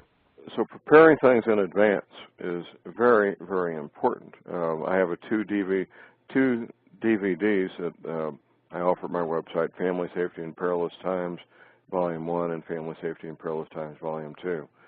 They both give you a real head start in knowing what you need to do and how to do it. It won't tell you all the details. You can't do that in 4 hours of video between these two DVD sets. But it will give you the basic information you need to get going and get started. A book I offer at my website, Guide to Emergency Survival Communications. It's written in a non-technical language, lots of photographs and diagrams to help a novice understand what radios they need, how they work, how to keep them running when the power grid's down, all the basics. I've interviewed one of the co-authors of that on my show several times. My show, Monday through Friday, is basically an ongoing lecture on preparedness. My Monday through Friday show is East Coast time, 8 to 9 a.m. on the Micro Effect. There's a link to my website. My Sunday show is 4 to 6 p.m. Sundays, East Coast time, on Republic Broadcasting, and there's also a link to my website to that. I interview people that have expertise in preparedness. Occasionally I get Professor McCanning and some other individuals, and I talk a lot about preparedness. All these shows, 6 days a week. And there's a lot to it. It's an incredibly complex area, especially for an urban dweller who's never spent any time at a ranch or a farm, has no experience with firearms, has no experience with communications equipment, has no experience with first aid treatment. If you're a novice just coming into it, the two skills I really emphasize, Michael, are emergency medical treatment and emergency radio communications. That's the two I emphasize because those are the two skills that are most necessary and the two skills that very few people have. So I really focus on those two skills. After that, so it might not be a bad idea to maybe take a training course. That's exactly what I tell people. Red Cross offers these courses. Your local volunteer or fire department, sometimes police departments have these first aid and CPR courses. If there was a CERT course, I encourage people to sign up for that and get their CERT training. Another advantage to that is meeting your local fire department people. It's good to know the local police, your local fire department, local paramedics. That can only help. It won't hurt to know these individuals. Almost all these men and women, they want to help their communities do a good job and help their neighborhoods and communities be safe. That's the motivation for taking on these jobs in the first place. So, a lot to do, a lot of skills to learn, a lot of equipment to buy, a lot of supplies to buy. If you're prudent and pay attention to what you're doing, you don't have to break the family budget to do these things. You can get a ton of cracked corn for less than $200. That's a lot of food. That's a whole lot of food. And packing it up and storing it, a standard pallet, Michael, is 4 by 4 feet. A ton of grain would be basically a stack of 50-pound bags on that pallet that wouldn't even come up to your waist. Would not even come up to your waist. So you can put a lot of grain, dry grain, in a very compact area. Mylar bags are excellent. They're food grade. They're basically impervious to gas and oxygen. You pack your grain in a Mylar bag and seal it up with electric iron. You pack it in there with nitrogen or carbon dioxide. I don't recommend diatomaceous earth. I've done that before. It's just incredibly messy. Food grade diatomaceous earth is another way to pack your grain. But these other methods are very effective, very cost effective, and the kind of thing you can do right there in your home, in your basement, in your garage, underneath a pavilion outside, any place you got some space to work. You don't want to be doing it inside you don't want all that grain dust getting inside your house particularly. But a nice clean area where you can work and pack your grain and make it a family project. And get that stuff packed up and put away in a cool, dry place. It'll last for decades. They found wheat stored in Egyptian pyramids that would still germinate. So grains will last for decades. Yeah, grains will last for decades if properly packed and properly stored. And I cover a lot of that stuff in my 2 DVD sets, Family Safety in Perilous Times. There's a lot of stuff there at my website. You know, you're there frequently. That people will find helpful. It doesn't change that frequently, but when I got something new on there, it's important I get it posted so people can take advantage of it. So what other questions do you have, Michael? You've answered quite a few of them. I guess another question would be as far as your vitamins and things like that. Would it be wise to like fruit? Now, of course, you would put seeds away, but it's going to take time to grow stuff if you're not already doing that. So you would want, what, freeze-dried fruits? Or? Well, you don't want to get scurvy from lack of vitamin C. You can grow sprouts. Sprouts would be a way to get fresh vitamin C and other fresh vitamins in a rather compact area. Dried fruit, of course, would do that also. Talking about health and vitamins in general, I encourage people to find a doctor who specializes in nutrition. That's what I've done, and it's dramatically changed my life, all for the better. Most grocery store vitamins, by the way, are products of the petrochemical industry, and I would not take them myself. Health food store vitamins tend to be better. My wife and I use Standard Process, which you can't buy them. You have to go through a healthcare professional to buy Standard Process supplements. But getting a good inventory of vitamins and minerals from a reliable organic source, not grocery store vitamins. I wouldn't have anything to do with those. You know, what they call vitamins, you know, what the Food and Drug Administration calls vitamin C is only a portion of what real vitamin C is. Ascorbic acid, or even ascorbic acid with rose hips, is only part of vitamin C. It's not complete vitamin C. Learning about nutrition is very helpful. Having professional nutritional counseling is really good. Getting your teeth squared away. You don't want to be going into a crisis like this with bad teeth. You know what? I'm already on that. Okay. I had all the mercury amalgams removed from my mouth 20 years ago, and I think it's helped me a lot. Heavy metals in your body is not a good thing. Any health-related matter that you've been putting off needs to be addressed and taken care of. Access to modern dental care and modern medical treatment won't necessarily be as easy as it is now during a long-term crisis. What about antibiotics? Now, you can only really store those for only so long. So would it be wise to maybe learn how to make that stuff yourself? Well, you wouldn't necessarily be making antibiotics. There's oregano oil, for example, is a natural antibiotic. Neem oil, is from the neem tree, is another natural antibiotic. I would look more at natural substitutes than I would trying to make antibiotics. That would require a laboratory. You can buy high-quality antibiotics over the counter, by the way, with no prescription at your local farm supply house, and you get them in 1-pound bags. I usually keep a couple of pounds on hand, and and empty gel caps to weigh them out and put them in if I need to. And just beware of the expiration date. Many antibiotics, when they expire, they don't just lose potency, they actually become something dangerous. So expiration dates on antibiotics are very important. Get some advice from a medical doctor on that kind of thing, you know, and store them in a cool, dry place, and they'll last until the expiration date, and then you just go out and buy some more. They're cheap. Yeah. You buy antibiotics by the pound at the veterinary supply house or feed store. They're incredibly cheap.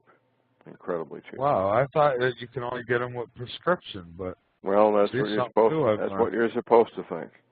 But you can get the same antibiotics made by the same company on the same production line, just packaged differently. That's all it is. It's different packaging.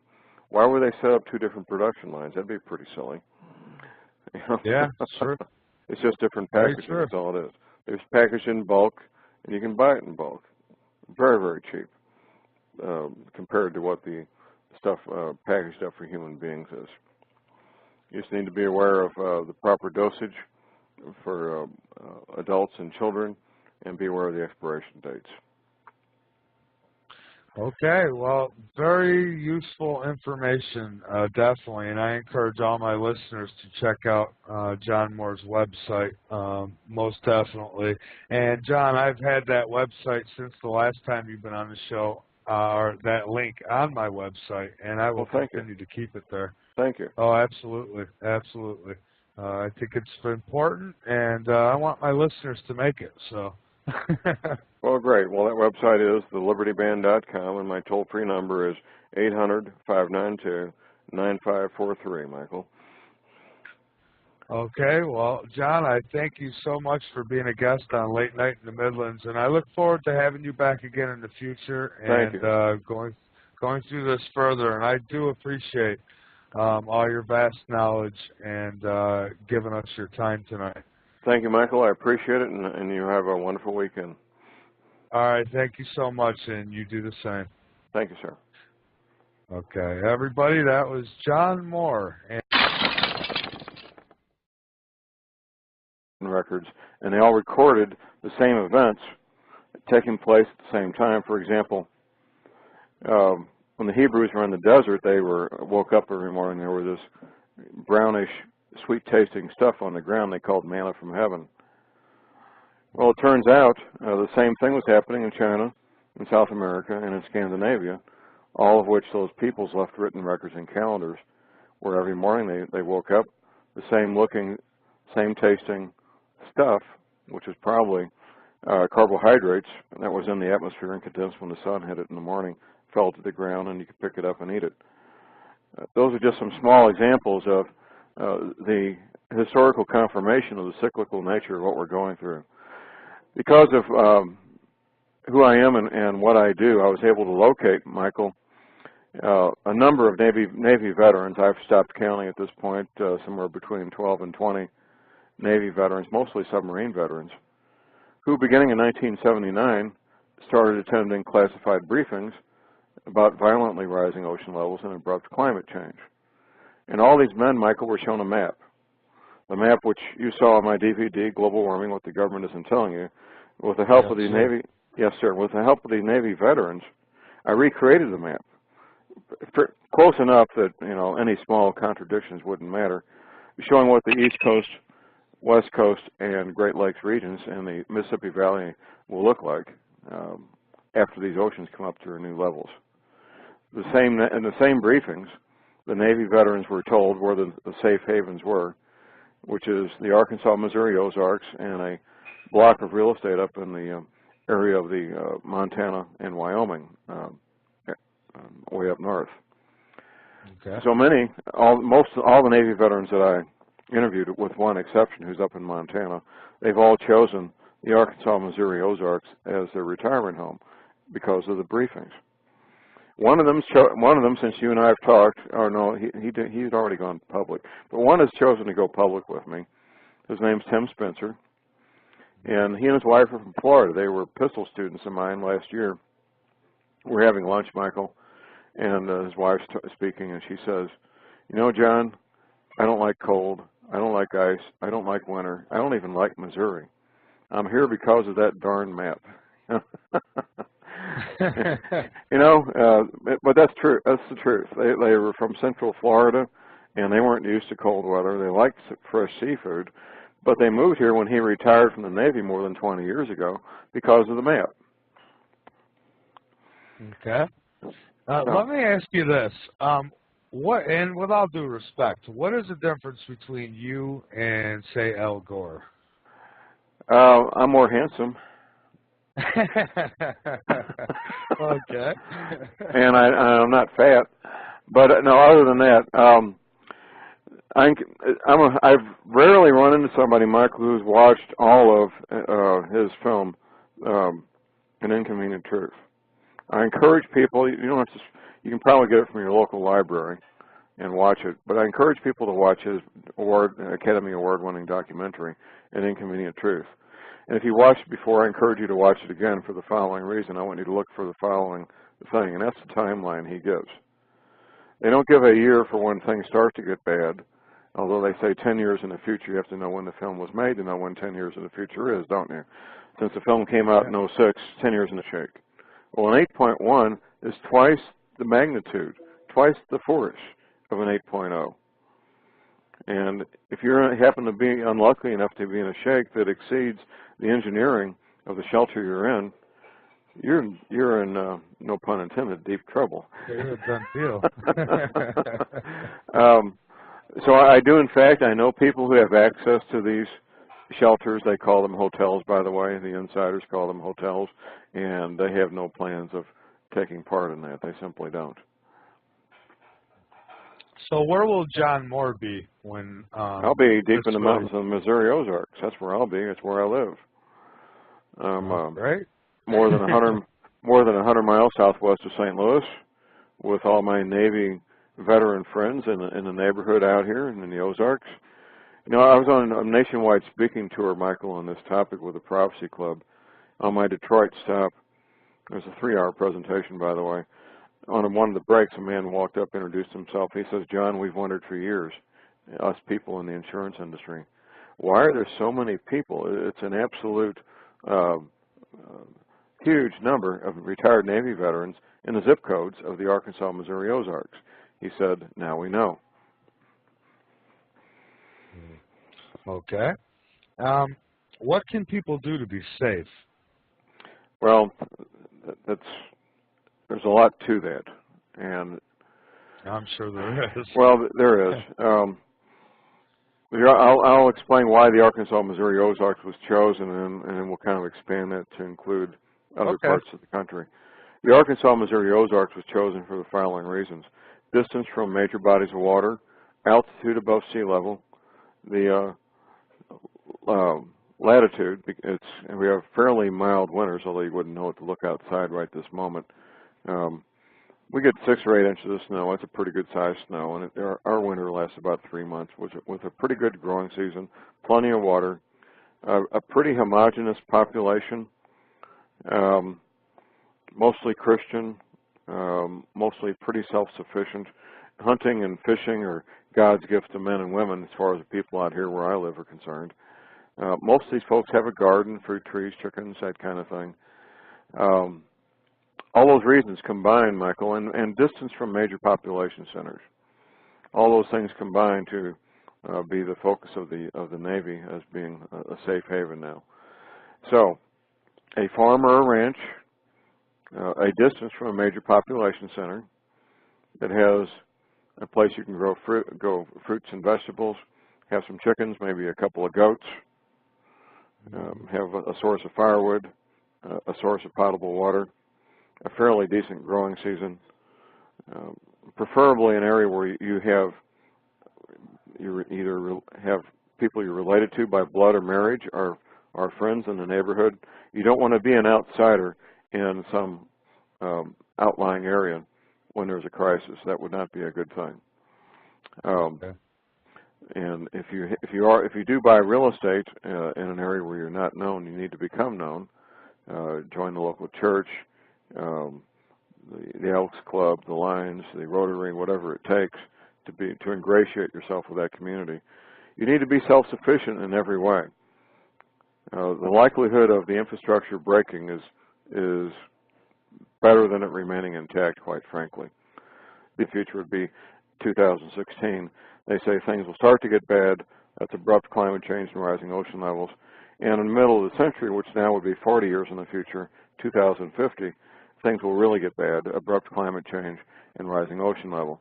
Now, Al Gore didn't pick those dates out of his hat. They come from NASA. The NASA Goddard Space Flight Institute is the lead agency in this country for dealing with these matters. By the way, Her Majesty, the Queen of England, visited there, it'll be 2 years ago this spring, and got her briefing at the NASA Space Flight Institute. That's one difference. The other difference is what's causing this. The official version of what's causing these things is man-made CO2 greenhouse gases, cow flatulence. I mean, that stretches credibility to the breaking point. But that's what they're saying, and that's part of the cover-up.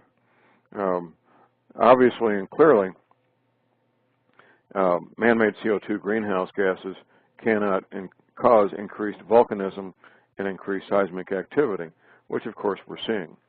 We're seeing dramatic increases in volcanism, dramatic increases in seismic activity, and we will continue to, Michael, along with more violent, more bizarre, more dangerous, more damaging weather-related events like our eastern seaboard is in the process of experiencing as we speak.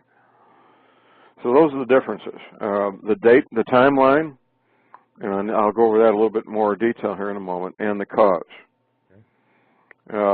Where he and I agree, however, is what will be happening in the future. We disagree at what point in the future, but we both agree what will happen in the future. Violently rising ocean levels and dramatically increased violent weather events and climate change. Here's the real timeline, and it's not a date. And before I forget this, December 21st, 2012 stuff is going to get a lot of people hurt. That's more disinformation. Now, the federal government originally gave themselves until December 31st, 2010 to get their preparations complete. When I say complete, their preparations, we're talking continuity of government, building shelters, stocking the shelters, getting everything set up for the intelligence agencies and others who are involved in continuity of government. They moved that about 5 years ago. They moved that one calendar year closer to us, and their completion date was December 31st, 2009, about 2 months ago. They continue to make preparations. I just read recently, this past fall, that NASA, the National Security Agency, is building a duplicate computer center to the one they've got at Fort Meade, Maryland. This one's being built 20 miles south of Salt Lake City in preparation for shutting down the one at Fort Meade, Maryland, which is 18 acres of Cray mainframe computers underground. It's a monumental task to do such a thing, incredibly expensive, and we just found out recently, it's kind of old news, but we weren't aware of it, that in September 2007, NASA gave a 2-year contract to an outside vendor, a private company that only provides one service. That's relocating employees. $74 million, Michael, to relocate NASA employees. Contract ran from September 07 to September 09.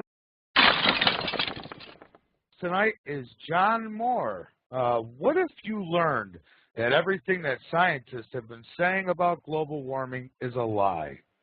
That's what John Moore is saying, and what's more, he can prove it. A homicide detective and private investigator since 1973, Detective Moore was previously an intelligence analyst for the U.S. military. Using his combined skills and experience, he managed to track down and debrief several U.S. Navy classified briefings regarding global warming with shocking results. He will explain all that and much more to us tonight. John Moore, how are you this evening, sir? Good, Michael. Good to be with you. It's very good to have you back. I think the last time we had you here was in November, and it's really good to have you back. So, all right, let's get started. So we got a massive storm actually heading through the mid-Atlantic right now. Does that have anything to do with what we might be talking about tonight? Well, it does, absolutely. And the federal government and other governments have been very successful at confusing people about the global warming. It is a cover story to conceal what's really going on. The powers that be want everybody to keep going to work, paying their mortgages, and watching professional football, which I think they'll be pretty successful at doing that from my observation. While at the same time, since 1979, the same federal government has been preparing for dramatic, violent rising ocean levels, rapid, abrupt climate change, the things that will change our world in ways that are almost beyond comprehension. They've been preparing for them for 31 years now. All right. So let me ask you, what exactly is causing the events to come, and actually what's going on right now? Is this a natural cycle of the Earth? Well, it is a natural cycle, but most people don't understand the true nature of it. NASA sent up the Pioneer 10 space probe to look for a specific object in space in 1973, and in 1979 they found it. It's called a number of things. In the Bible it's called wormwood. It's also typically called Planet X. I came across a couple of years ago an interview with a man who has some pretty serious credentials. If you're going to draw a paycheck, Michael, draw a paycheck for looking at stars. This was the credentials of this gentleman, supervising astronomer of the United States Naval Observatory, Dr. Robert Harrington, being interviewed in his office at the United States Naval Observatory in Washington, D.C., talking about the 10th planet as a matter of scientific fact, not scientific speculation, giving its orbit, its size, and its density. Yes, in fact, it is a cyclical thing, a 3,600-year cyclical thing. And the past two cycles, the closest one to us in time was during the time of Moses' passage out of Egypt. 3,600 years before that would have been the Great Flood with Noah. And every culture on our planet that had left calendars and written records recorded the same events, by the way. The Chinese, the people in South America, the people in what's now Scandinavia, all had calendars, all left written on, and it's renewable in one-year increments. Now, if you look at where NASA is, you're looking at the Kennedy Space Center, Huntsville, Alabama, Houston, Texas, all of which are at risk from rising ocean levels. You may say, well, Huntsville's quite a distance from the Gulf of Mexico. Well, it won't be very much longer, according to the Navy. Not according to John Moore. And that's what people keep saying, it's John Moore's information. No, it's classified information from the U.S. Navy is what it is. I just happen to be the guy who's the whistleblower, is all I am. When exactly will we start seeing, I mean, I know we've seen things like earthquakes already that have been very frequent, and I know the last time that you were on with me, I've been keeping track of all the things that you said, and another guest, Dr. Rand, who also talked of Planet X. And I got to say, you guys have been very scary on the dot with stuff. And I have to ask, when will this start really getting bad? Well, I know Dr. Rand. I've interviewed him on my show, Michael, and he did it right. His book is well done. He did not fall into the 2012 trap, and I complimented him on that a number of times. The events that we're seeing are the precursors of events that will become more frequent, more violent, more dramatic as we go through 2010 and to 2011. What is it you're looking for? What do you expect to be seeing? That's a good question. Yeah. People, when they first find about this topic, Michael, they'll do what I did and what most people do. They want to see Planet X. I made an appointment with some hobbyist amateur astronomers in my neighborhood. They've got a really nice 30-inch telescope on top of a small mountain where it's very dark. And we spent a whole evening up there, and I didn't see no Planet X. That was, when was that, 2002? I didn't know much about it at the time. I didn't know it was coming up from the south. I didn't know you had to be at the Antarctic to see it. I went looking for it anyway. I didn't know all that stuff. People get obsessed with two things. They get obsessed with a specific date, which none of us have outside the intelligence community, and they get obsessed with trying to see the darn thing or get a photograph of it. There's dozens of alleged photographs of Planet X on the internet. You do a Google search, you'll find lots of photographs of what purports to be Planet X. It's possible that one or two may actually be the 10th planet. Quite frankly, in my opinion, it doesn't matter. What matters is knowing what's coming at us, knowing the time frame, which we're already into the time frame. The federal government, Michael, spent literally billions of dollars getting ready for this between 1979 and right now, building very expensive, very well-equipped underground shelters stocked with frozen pizza, freeze-dried food, DVD movies, basketball courts, everything a person could ever hope to have and need. So you and I are really paying for this, and we're not going to get to enjoy the luxuries of it, are we? No, sir, and quite frankly, I don't trust the engineering. Being that far underground, anything like that's built with an engineering premise to withstand a certain level of seismic activity. So say it's built to withstand an